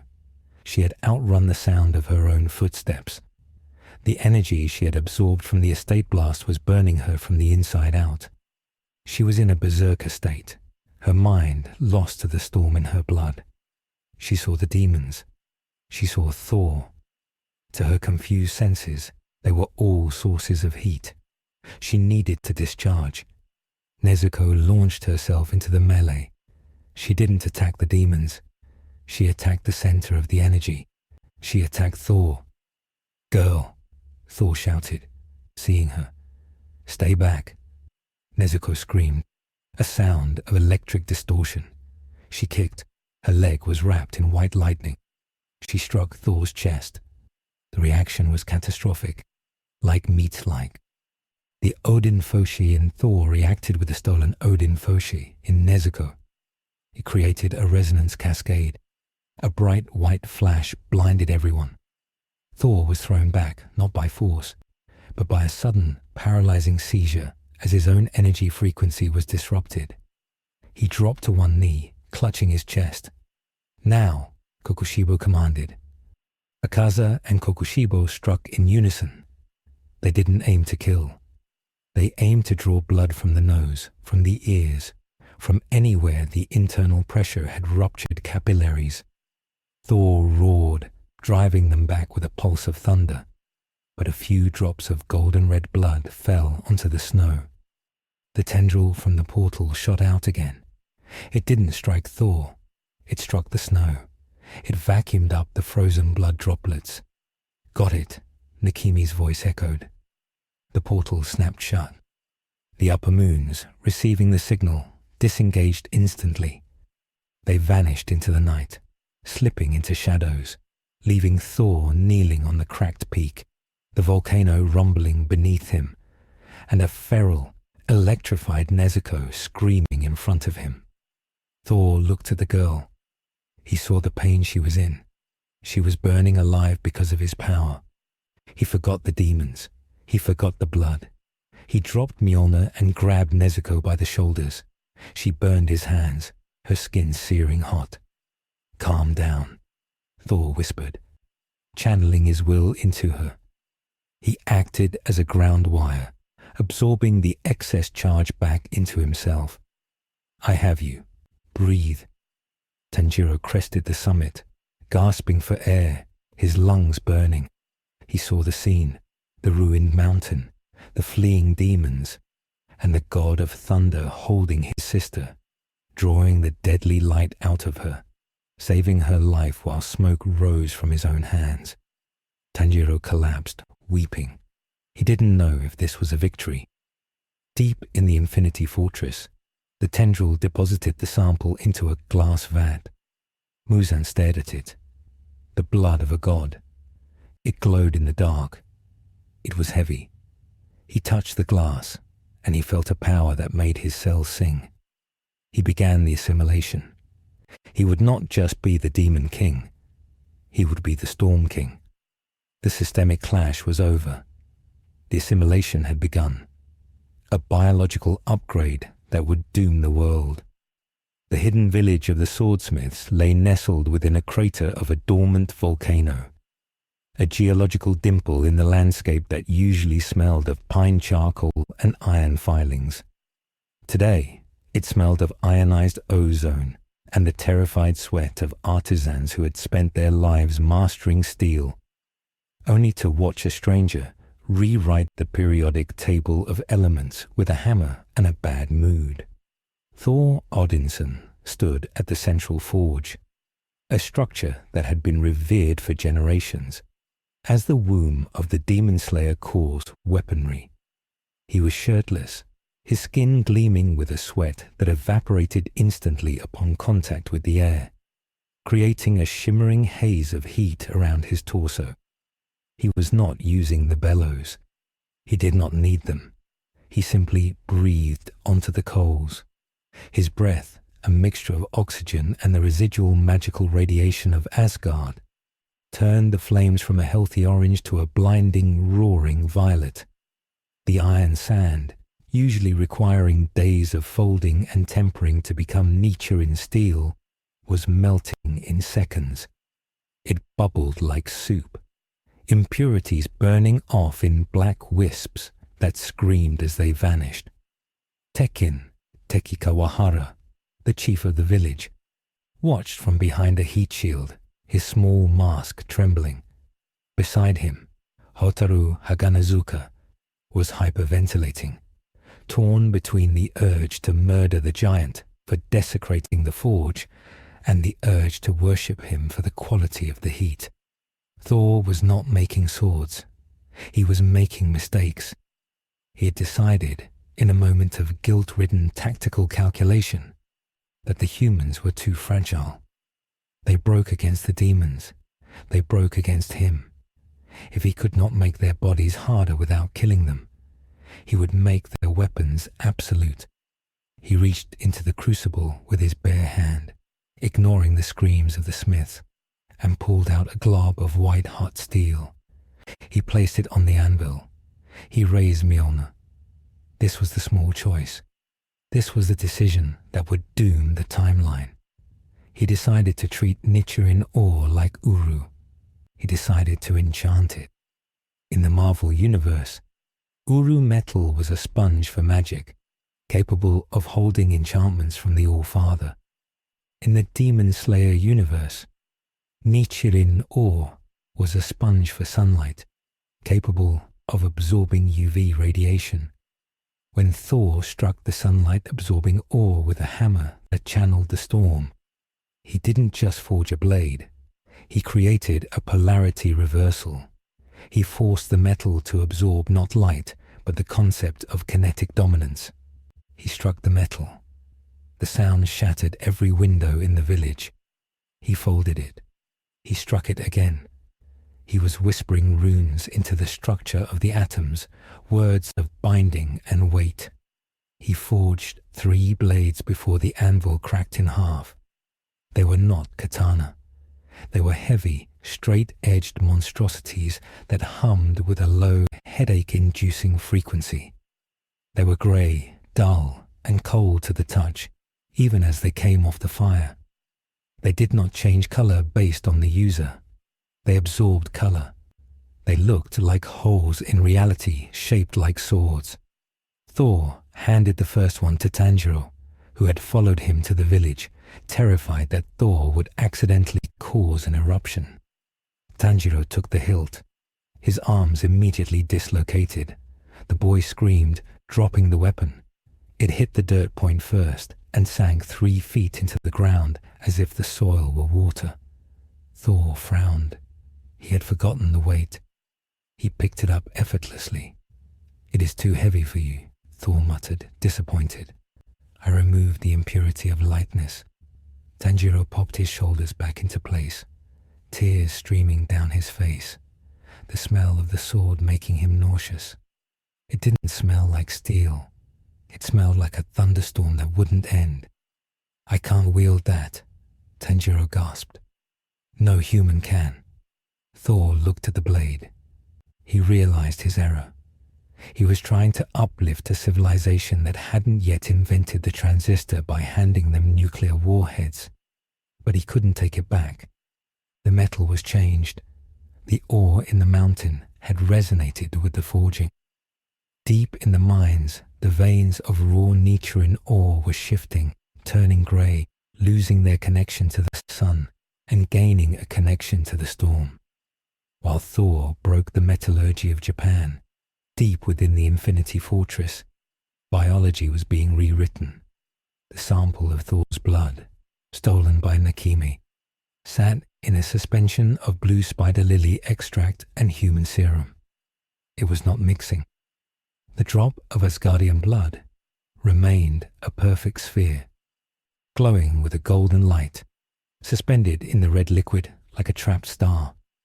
Muzan Kibutsuji stood before it. He was wearing a new skin, a carapace of bone and flesh that looked like samurai armor made of tumorous growth. He was cautious. He had seen what the energy did to Nezuko. It made her strong, but it made her mindless. He did not want to be a mindless beast. He wanted to be a god. He consulted with the mind of Tamayo, whom he had captured hours ago in a lightning raid on her hideout. He had not killed her. He needed her brain. He had absorbed her lower body, keeping her torso and head alive, fused to his own flesh, accessing her medical knowledge directly through neural osmosis. Tamayo screamed in his mind, fighting him, trying to hide the secrets of physiology, but Muzan was a battering ram of psychic will. He tore through her memories. He found her theories on cell mutation. He applied them. Muzan extended a finger. He did not drink the blood. He injected it into a lower moon he had saved for this purpose. Enmu, the demon of dreams, stood shivering in the laboratory. Drink, Muzan commanded. Enmu obeyed. The drop of gold touched his tongue. For a second, nothing happened. Then Enmu's eyes turned white. Light shot out of his mouth. He didn't explode. He imploded. His mass collapsed in on itself, condensing heavier and heavier until he was a marble of ultra-dense flesh on the floor. Then the marble hatched. What crawled out was not Enmu. It was a creature of pure kinetic energy, a flayed thing with muscles that sparked and twitched with blue electricity. It looked at Muzan and shrieked, a sound of radio static. It moved to attack. Muzan didn't dodge. He absorbed it. He ate the experiment. The pain was blinding. Muzan fell to his knees, his body seizing as the Asgardian energy warred with his demon cells. The demon cells tried to regenerate. The Asgardian energy tried to burn them. It was a war of cancer versus chemotherapy, fought on a battlefield of infinite regeneration. Muzan screamed for an hour. The fortress shook. Upper moons cowered in the distance. But then, the screaming stopped. Muzan stood up. The blue veins on his skin had turned gold. The weakness to the sun was based on a cellular defect, a lack of solar energy processing. Thor's blood was not solar, but it was cosmic. It was the energy of a star forger. Muzan's cells had learned to eat the heat. He walked over to a lantern. He put his hand in the flame. It didn't burn. It felt cold. He laughed. It was a rich, deep sound. He had bridged the gap. He was no longer a creature of the night. He was a creature of energy. Back at the Butterfly Mansion, the situation was deteriorating. Shinobu Kocho was working with a desperation that terrified her assistants. The master, Kagaya, was glowing brighter. The heat coming off his body was raising the temperature of the room to 40 degrees Celsius. He was acting as a beacon. The unintended consequence of Thor's cure was that Kagaya was now broadcasting a signal into the atmosphere. It was a beacon of Asgardian energy, calling out to a network that didn't exist in this dimension. But something was answering, not from the sky, but from the earth. The ley lines of Japan, the spiritual veins of the country, were reacting to the foreign voltage. Earthquakes were becoming frequent. Spirits, yokai, and minor kami were fleeing the country, sensing a shift in the metaphysical poles. Shinobu looked at the data. "He's not a battery," she whispered to Giyu, who stood guard. "He's a terraforming engine. His body is trying to convert the atmosphere into something breathable for a god. If he doesn't stop, he's going to replace all the oxygen in the mansion with ozone." "Kill him," Giyu said. It wasn't a suggestion. It was a tactical assessment. "I can't," Shinobu replied, tears in her eyes. "His skin is too hard. I tried to inject poison. The needle melted."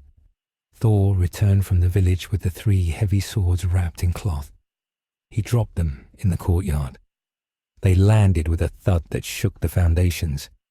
He looked defeated. He had tried to help, but he had only made paperweights. He saw the heat shimmering off the main house. He smelled the ozone. He walked into the infirmary. Shinobu and Giyu stepped back. They looked at him with fear. Not the fear of a monster, but the fear of a child handling a loaded gun. He is getting hotter, Thor observed. He is becoming a bomb, Shinobu corrected, her voice shrill. Whatever you did, you need to undo it. Take the energy back. I cannot, Thor said. It is the Odin Foshe. Once given, it integrates. If I rip it out, his soul comes with it. Then he dies either way, Sanemi shouted from the doorway, leaning on his good leg. At least let him die a human, not a radiator. Thor looked at the broken master. He made a choice. A second choice. He would not take the power back. He would redistribute it. He turned to the Hashira. You cannot wield the swords I made. You are too weak. But if you partake of the storm, if I link you to him, you can share the load. You can become the circuit. No, Gyu said. No more experiments. It is that, or he detonates, Thor said. And if he detonates, this island sinks. The ultimatum hung in the air. The Hashira looked at each other. They were soldiers. They were ready to die. But this was asking them to change what they were. Gayame Himejima stepped forward. The giant monk was crying, as always, but his hands were steady. Do it, he rumbled. If it saves the master, and if it gives us the strength to fight the evil you have awoken, do it. Thor nodded. He instructed the Hashira to form a circle around Kagaya's bed. Gayame, Sanemi, Gyu, Shinobu, Mitsuri, Obane, and Mochiro. He placed Mjolnir on Kagaya's chest. The hammer acted as the regulator. Thor grasped the handle. He extended his other hand. Take my hand, he ordered Gayame. Link. They held hands. A daisy chain of human nervous systems connected to a sleeping conduit of divine power. Thor opened the valve. He channeled the excess energy from Kagaya through Mjolnir, through himself, and into the Hashira. It was not a gentle empowerment. It was electrocution. The Hashira screamed in unison. Their backs arched, their veins turned blue and bulged against their skin. The demon slayer marks on their bodies, usually latent or temporary, manifested instantly and permanently, but they changed shape. They became jagged, angular, resembling runes. Sanemi's wind scars glowed green. Rengoku, who had arrived late, bandaged and limping, grabbed Gyu's shoulder to join the chain, and his flame mark turned into white plasma. They were being rewritten. Their muscles grew denser, their bones hardened. Their eyes lost the pupils for a moment, turning entirely white before snapping back with a new, glowing intensity. The surge ended. Thor pulled Mjolnir away. The Hashira collapsed, panting, smoke rising from their clothes. Kagaya's glow faded. He took a deep, normal breath. His skin returned to a healthy pink. He was stable. The load had been distributed. Sanemi looked at his hand. He clenched his fist. The air popped. He felt heavy. He felt like a storm trapped in a bottle. He looked at Thor. What did you do to us? I made you Einherjar, Thor said softly. Warriors of the storm. You are no longer strictly human. You are bound to the thunder. Your blades, the heavy ones. Try to lift them now. Sanemi walked out to the courtyard. He approached the grey slab of a sword Thor had forged. He grabbed the hilt. It was still heavy, but he could lift it. He swung it. The air shrieked. A blade of wind visible and tearing shot out and sliced a stone lantern in half 50 meters away. It wasn't breathing style. It was magic. The Hashira looked at their new power with a mix of awe and horror. They had the strength to fight, but they had lost their humanity in the process. They were hybrids now, dependent on the current flowing from Thor. And then the crows began to scream. Emergency! Emergency! The Kasugai crows fell from the sky, one by one, seizing and dying as a psychic wave hit them. Only one survived, landing at Tanjiro's feet, bleeding from its eyes. The sun is wrong. Tokyo is gone. It was night. How could the sun be wrong? Thor looked east. He saw a glow on the horizon. It wasn't dawn. It was a city burning. Muzan had made his move. He didn't attack the Slayer headquarters. He attacked the center of human civilization. He attacked Tokyo. But he didn't send demons to eat people. He went himself, and he didn't go at night. The narrative shifted to Tokyo. 2 hours prior, the sun had risen. The bustling metropolis of the Taisho-era was waking up. Streetcars were running. People were going to work. And then, a man in a white suit walked out of the shadows of an alley. He walked into the middle of the Ginza crossing. The sunlight hit him. Usually, he would burn. Usually, he would dissolve into ash. Muzan Kibutsuji closed his eyes and inhaled. The sunlight hit his skin. The Asgardian enriched cells in his dermis didn't reject the photons. They ate them. They converted the UV radiation into kinetic strength. His skin began to glow with a blinding gold luminescence. He grew. He expanded. His suit ripped away, revealing a body of golden armored flesh, beautiful and terrible. He was no longer a demon. He was a solar deity of consumption. He raised his hand. Kneel.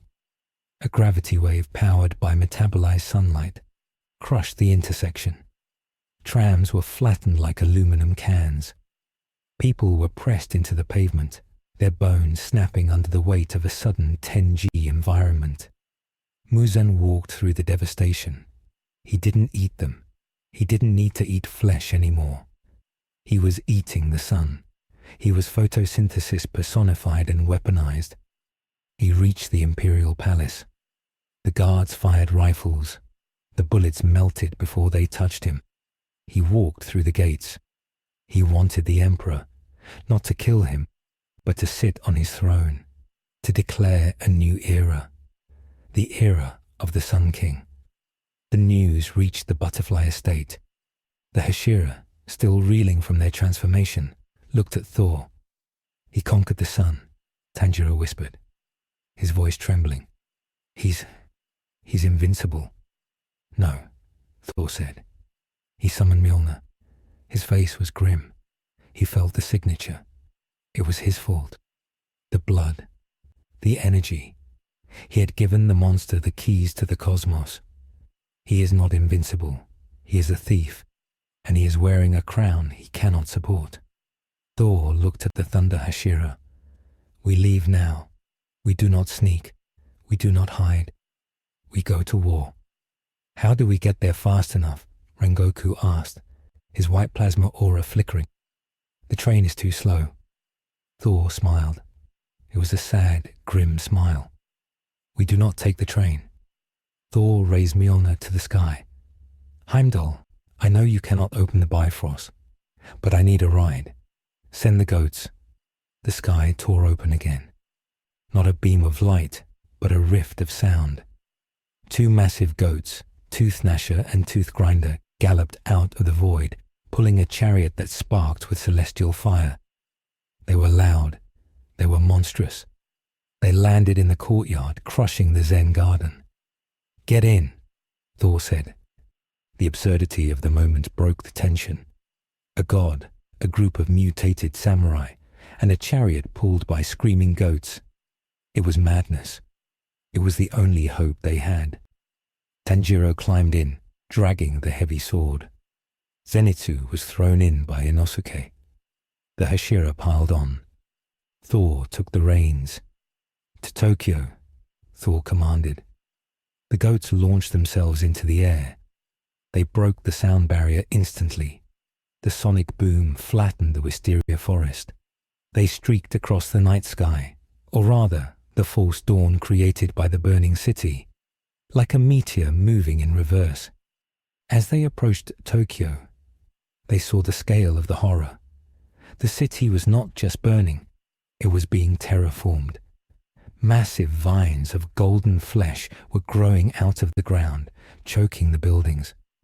Muzan was turning the city into a hive, and in the center, sitting on top of the ruined imperial palace, sat the golden demon.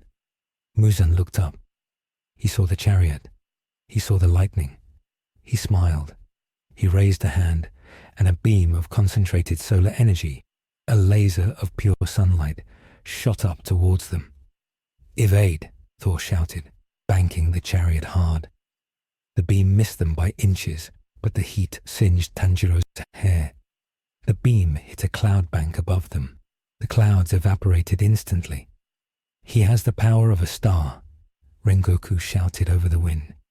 "He has a stolen battery," Thor roared. "And we are going to drain it." Thor spun Mjolnir. He didn't throw it at Muzan. He threw it at the sky. "Clouds, gather!" He was summoning a storm to block the sun. If Muzan was powered by the sun, Thor would turn out the lights. The sky darkened.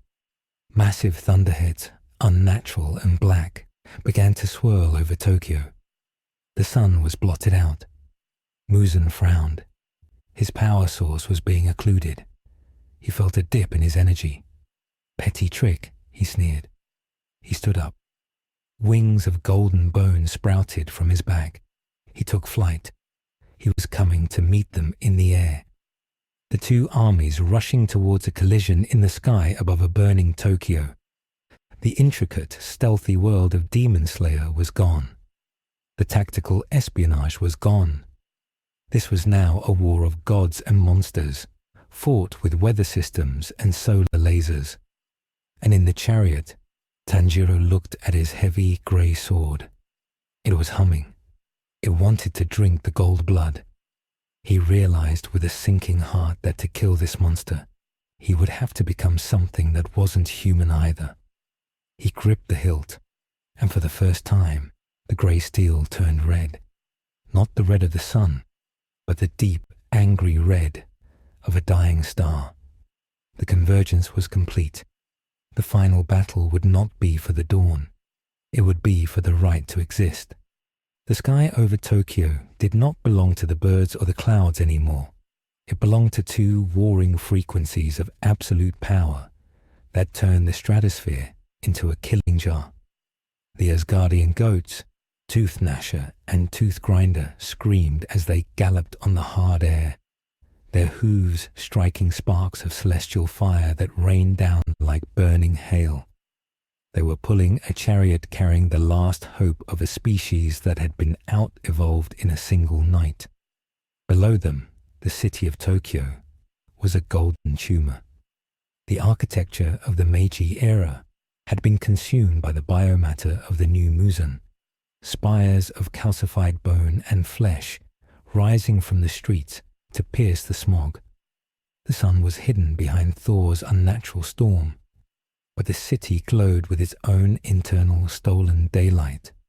Muzan Kibutsuji, the king of demons, the usurper of the sun, rose to meet them.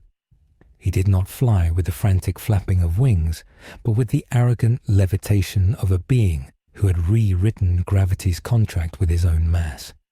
His wings were vast sheets of solar-hardened skin, shimmering with a blinding incandescence that made looking at him akin to staring into a welding arc. Thor stood at the prow of the chariot, Mjolnir spinning in his hand, a blur of grey metal that hummed with a violence the world had never known. He saw the golden deity rising. He saw the corruption of his own bloodline in the creature's veins. It was an insult that burned hotter than the lightning. He did not wait for parley. He did not offer surrender. He swung the hammer. He released the storm. A bolt of lightning the width of a train car hammered down from the black clouds, aiming for Muzan's chest. It was a strike that had felled frost giants and shattered the carapace of star dragons. Muzan did not dodge. He raised one hand palm open. The lightning struck him. It did not tear him apart. It washed over him, the blue energy turning gold as it made contact with his skin. He drank it. He laughed, a sound that shook the rivets of the chariot. He was a conductor, and Thor had just fed the grid. Muzan flicked his fingers. A lance of condensed light, a physical construct of solar radiation, shot upward. It severed the yoke of the chariot. Tooth Gnasher shrieked as the beam sheared through the magical leather, sending the goat tumbling into the abyss below. The chariot lurched, spinning out of control, the centrifugal force pinning the Hashira to the floorboards. Thor roared, grabbing the remaining rein, trying to stabilize the craft, but Muzan was already there. The Demon King slammed into the side of the chariot, his body dense as a neutron star. The impact shattered the wood and bent the celestial bronze. The chariot disintegrated. The Hashira were thrown into the sky, free-falling 10,000 feet above the burning metropolis. They were not panicked. They were Einherjar now. Their eyes glowed with the white fire of the storm. They adjusted their bodies in mid-air, orienting themselves towards the ground, drawing the heavy grey blades that Thor had forged. They were not falling. They were diving. Thor grappled with Muzan in the air. They plummeted together, a comet of blue and gold. Thor punched Muzan in the face. It was a blow that would have cracked a planet's crust. Muzan's head snapped back, his jaw dislocated, but the flesh knitted itself back together in a millisecond, the solar energy acting as a hyperaccelerant for his regeneration. Muzan retaliated, driving a knee into Thor's stomach. The armor of the Thunder God creaked, the Uru metal groaning under the pressure. They crashed into the Shibuya crossing, the impact vaporizing the intersection and creating a crater that swallowed 4 city blocks. The shockwave leveled the surrounding district, turning buildings into dust before they could even collapse. In the ruins of the Imperial Palace, the Hashira landed. They did not roll. They hit the ground like meteors, creating individual impact craters. Sanemi Shinazugawa rose from the dust, his wind-scarred skin pulsing with green light. He held the heavy slab of Nichirin Uru steel. A horde of lower-ranked demons, now twisted into golden gargoyles by Muzan's influence, swarmed over the walls. They were fast, immune to sunlight, and hungry. Sanemi didn't use a form. He didn't breathe. He swung. The heavy sword moved with a terrifying slowness that defied physics.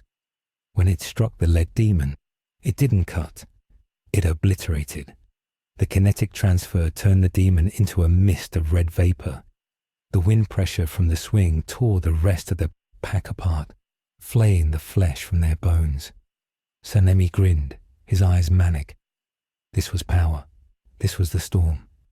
But the elite were waiting. From the golden hive of the main palace, the solar upper moons emerged. Kokushibo, Akaza, and Doma. They were no longer creatures of the night. Their skin was gold. Their eyes were burning stars. They radiated heat that melted the asphalt around their feet. Kokushibo drew his blade, which was now a beam of solidified light. Akaza's tattoos shifted like solar flares. Doma's ice had become superheated plasma. "Welcome to the new age," Kokushibo intoned, his voice echoing with the weight of 1,000 suns. "The breathing era is over." Gayome Himejima stepped forward. The stone Hashira was massive, his muscles swathed in the white lightning of the Odin force. He dragged his heavy axe and flail, the chain rattling like an anchor chain. "The age of men is not over," Gayome rumbled. "It has simply become heavier." The clash was instantaneous. Gayome engaged Kokushibo. The moon Hashira swung his light blade. Gayome swung his heavy axe. Light met heavy metal. The explosion blew the roof off the palace. Kokushibo's light blade could cut through anything, but it couldn't cut through the enchantment of the storm. Gayome's weapon absorbed the light, glowing hotter, and smashed into Kokushibo's guard, driving the demon's feet into the bedrock. Akaza launched himself at Rengoku. It was fire against plasma. Rengoku, his hair now flaming white, met Akaza's punch with his own. The impact created a vacuum sphere. Akaza's solar martial arts were faster, but Rengoku was immovable. Every time Akaza hit him, the Odin force flared, shocking the demon. Every time Rengoku hit Akaza, the heavy sword cauterized the wound, preventing the solar regeneration. In the center of the crater at Shibuya, Thor and Muzan were dismantling the geography of Tokyo. Thor was bleeding. His lip was split, his armor dented. Muzan was pristine, his suit of golden flesh unmarred. The difference in stamina was becoming apparent. Thor was fighting on a foreign plane, disconnected from Asgard. Muzan was plugged into the sun. "You are finite," Muzan sneered, catching Mjolnir with one hand. The ground beneath him cracked as he absorbed the hammer's momentum. "I am infinite. I have eaten your lightning. I have eaten the sun. I am the perfect organism." Thor gritted his teeth, veins bulging on his forehead. He pushed against the hammer, trying to overpower the demon. "You are a battery," Thor spat, "and batteries can be overloaded." Thor let go of Mjolnir. Muzan, surprised by the sudden lack of resistance, stumbled forward. Thor didn't retreat. He stepped into the guard. He grabbed Muzan by the throat with both hands. He didn't use lightning. He used the Allspeak. He spoke a word of binding, a rune word his father had used to chain the Fenris wolf. The word vibrated through Muzan's skeleton. The solar energy stuttered.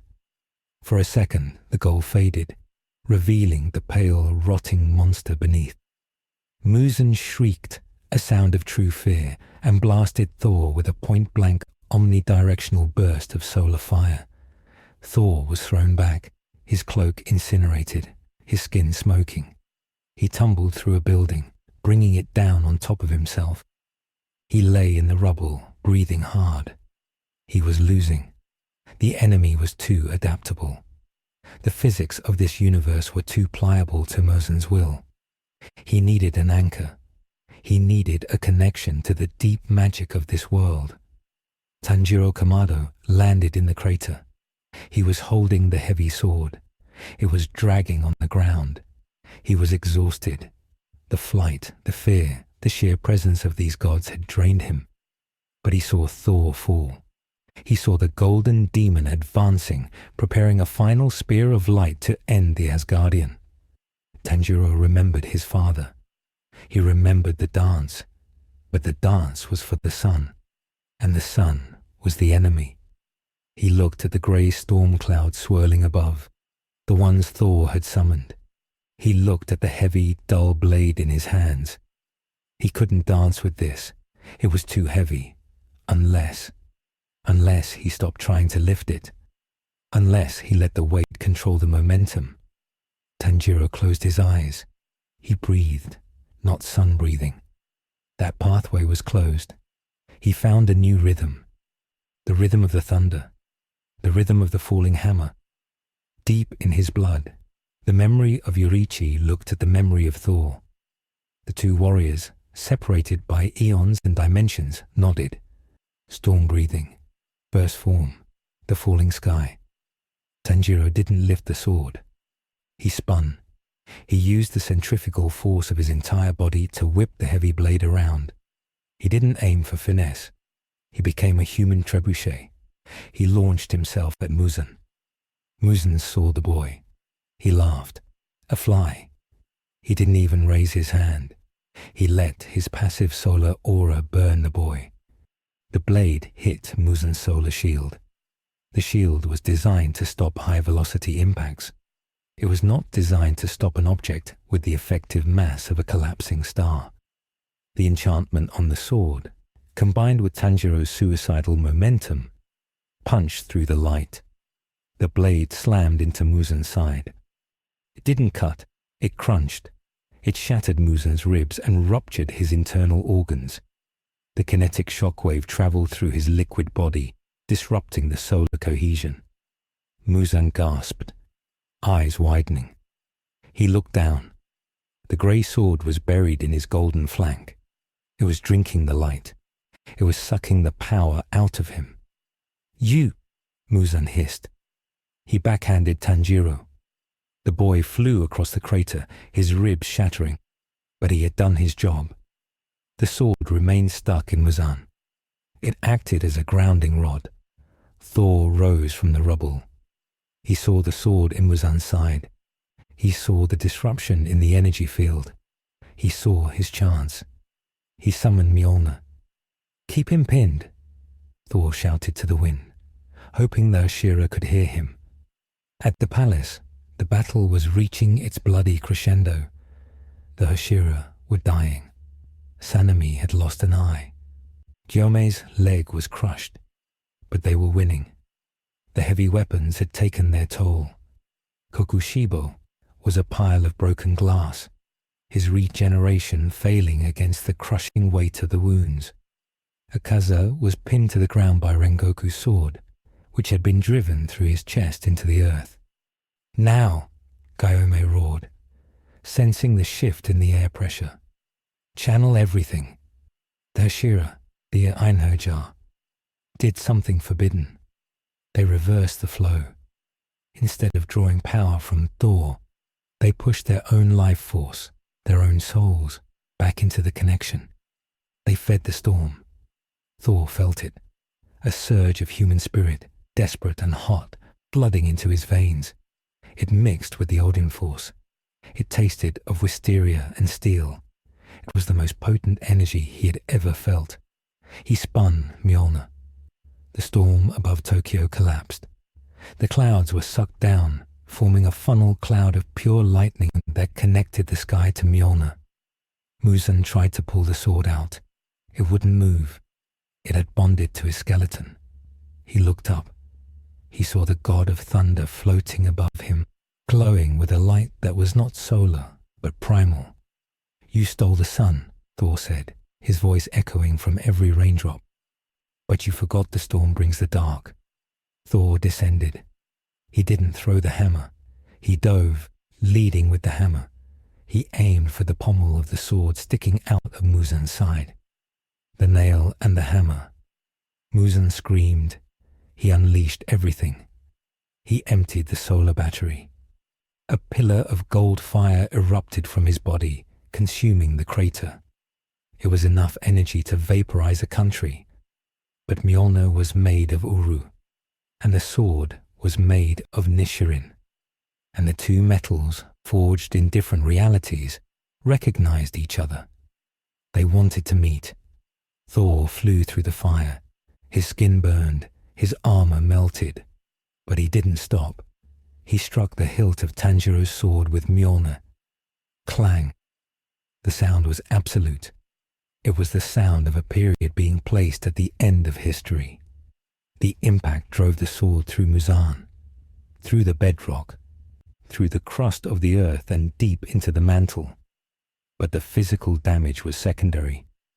The metaphysical impact was the true killer. The hammer strike forced the incompatible energies to merge. The solar energy of Muzan and the storm energy of Thor were forced into the same space at the same time. Physics broke. A sphere of silence expanded from the impact point. Then, the white light. It wasn't an explosion. It was an erasure. The matter in the crater simply ceased to exist. Muzan didn't die. He was unwritten. His cells, unable to hold the contradiction, unraveled into subatomic particles. The golden city, the vines, the minions, everything connected to his biological frequency, crumbled into grey dust instantly. The shockwave hit the Hashira at the palace. They were blown back. Their connection to the storm severed violently. They hit the ground, their glowing marks fading, their bodies broken, returning to their human fragility. Silence fell over Tokyo. The rain began to fall. It was a normal rain, cold, wet grey. Tanjiro lay in the mud at the edge of the crater. He was unable to move. He looked into the pit. It was a perfect circle, smooth as glass, steaming in the rain. At the bottom, miles down, magma glowed. There was no sign of Muzan. There was no sign of the sword. And there was no sign of Thor. Tanjiro tried to call out, but blood filled his mouth. He dragged himself forward, inch by inch. "Thor-san," he whispered. A hand broke the surface of a mud bank nearby. It was large, it was trembling. Thor dragged himself out of the earth. He was naked from the waist up, his armor gone. His skin was covered in burns that were not healing. He looked old. He looked mortal. He coughed, expelling gold smoke.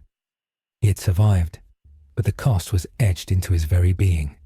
He had channeled the death of a universe's antagonist through his own body. He crawled over to Tanjiro. He checked the boy's pulse. It was faint. We did it," Thor rasped, his voice a shadow of its former thunder. Tanjiro looked at the sky. The sun was beginning to rise. It was a real sun, pale, distant, and gentle. The sun. Tanjiro wept. "It's back." Thor looked at the sun. He flinched. His eyes were sensitive now. The assimilation had gone both ways. He had burned Muzan, but Muzan had burned him. He felt a weakness in his limbs he had never known. He had lost the connection to the Odin force. He had burned it out to kill the monster. He was stranded, powerless. The survivors of the Hashira limped into the crater. Sanemi was carrying Rengoku, who was unconscious. Kiyu was supporting Gyome. They gathered around the fallen god and the broken boy. They didn't cheer. There was no victory cry. They looked at the devastation of Tokyo. Millions were dead. The capital was a lake of glass. The government was gone. The world had been saved, but civilization had been decapitated. Thor looked at them. He saw the permanent changes in their bodies, the scars that glowed faintly even now. He had turned them into weapons, and now the war was over. "I am sorry," Thor whispered. "I broke your world." Kiyu Tomioka looked at the sunrise, then at the god. "You broke the demon," Gijiyu said, his voice flat. "The world. We can build another one." But as they stood there, the reality of the situation settled in. The demons were gone, but the power vacuum remained. The heavy sword still lay on the battlefield, humming with a physics that didn't belong. The Kasugai crows began to circle, silent and confused. And deep in the earth, where the sword had pierced the mantle, a new ley line was forming. A ley line of storm and iron. The demons were gone, but the age of monsters had just begun. The intersection of the two universes had left a scar that would never heal. The Taisho-era ended that morning. The era of the storm began. Thor tried to summon Mjolnir. The hammer did not come. It lay at the bottom of the magma pit, anchoring the tectonic plates, waiting for a hand strong enough to lift it again. Thor looked at his empty hand. He closed his fist. There was no spark. He was a man now, a very large, very strong man, trapped in a world of paper and wood, with a debt he could never repay. He looked at Tanjiro.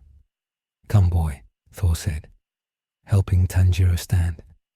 "We have a lot of work to do." They walked out of the crater, a fellowship of the broken, walking into a sunrise that felt less like a new beginning and more like a harsh spotlight on the wreckage they had made. The narrative did not end with peace. It ended with labor. The silence was not of peace, but of exhaustion. And in the shadows of the ruined city, the grey dust of Muzan Kibutsuji began to drift, not disappearing, but settling into the soil, planting seeds for a harvest that would one day challenge the new laws of the world. The timeline was secure, but it was no longer recognizable.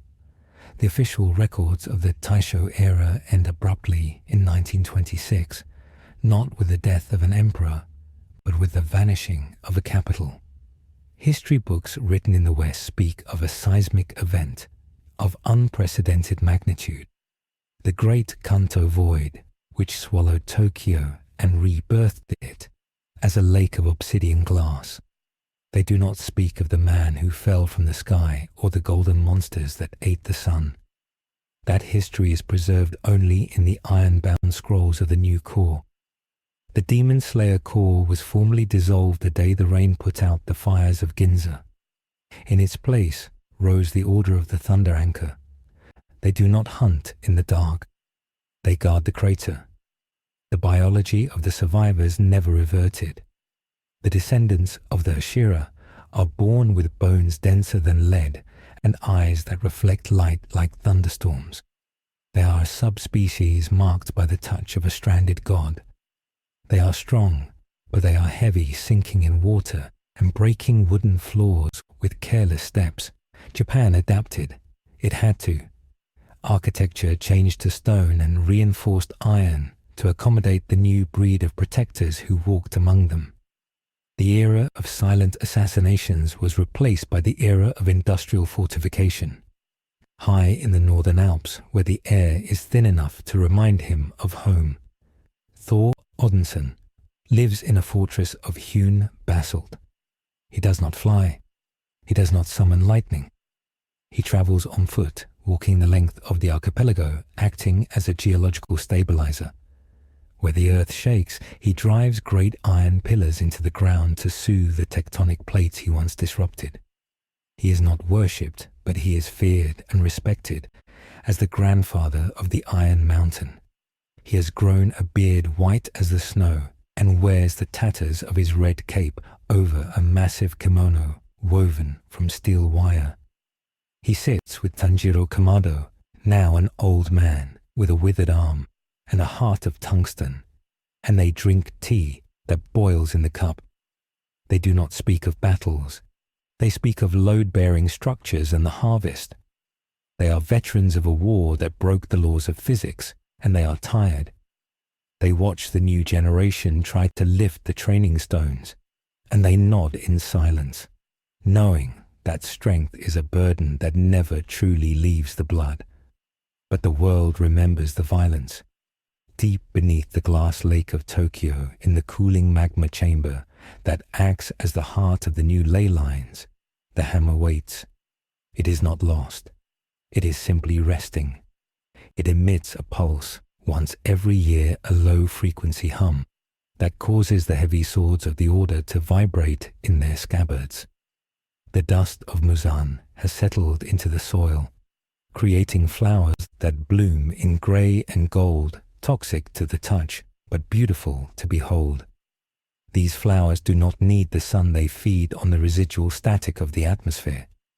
The demons are gone, but the magic remains a background radiation that has turned the island nation into a place where gravity is a suggestion and storms have personalities. The Bifrost never opened again. The message was never sent. Thor Odinson died as a prince of Asgard on that day in the crater, but he lived on as the Kami of Weight. The story is over, but the mass remains. The world is heavier now, and it will never be light again.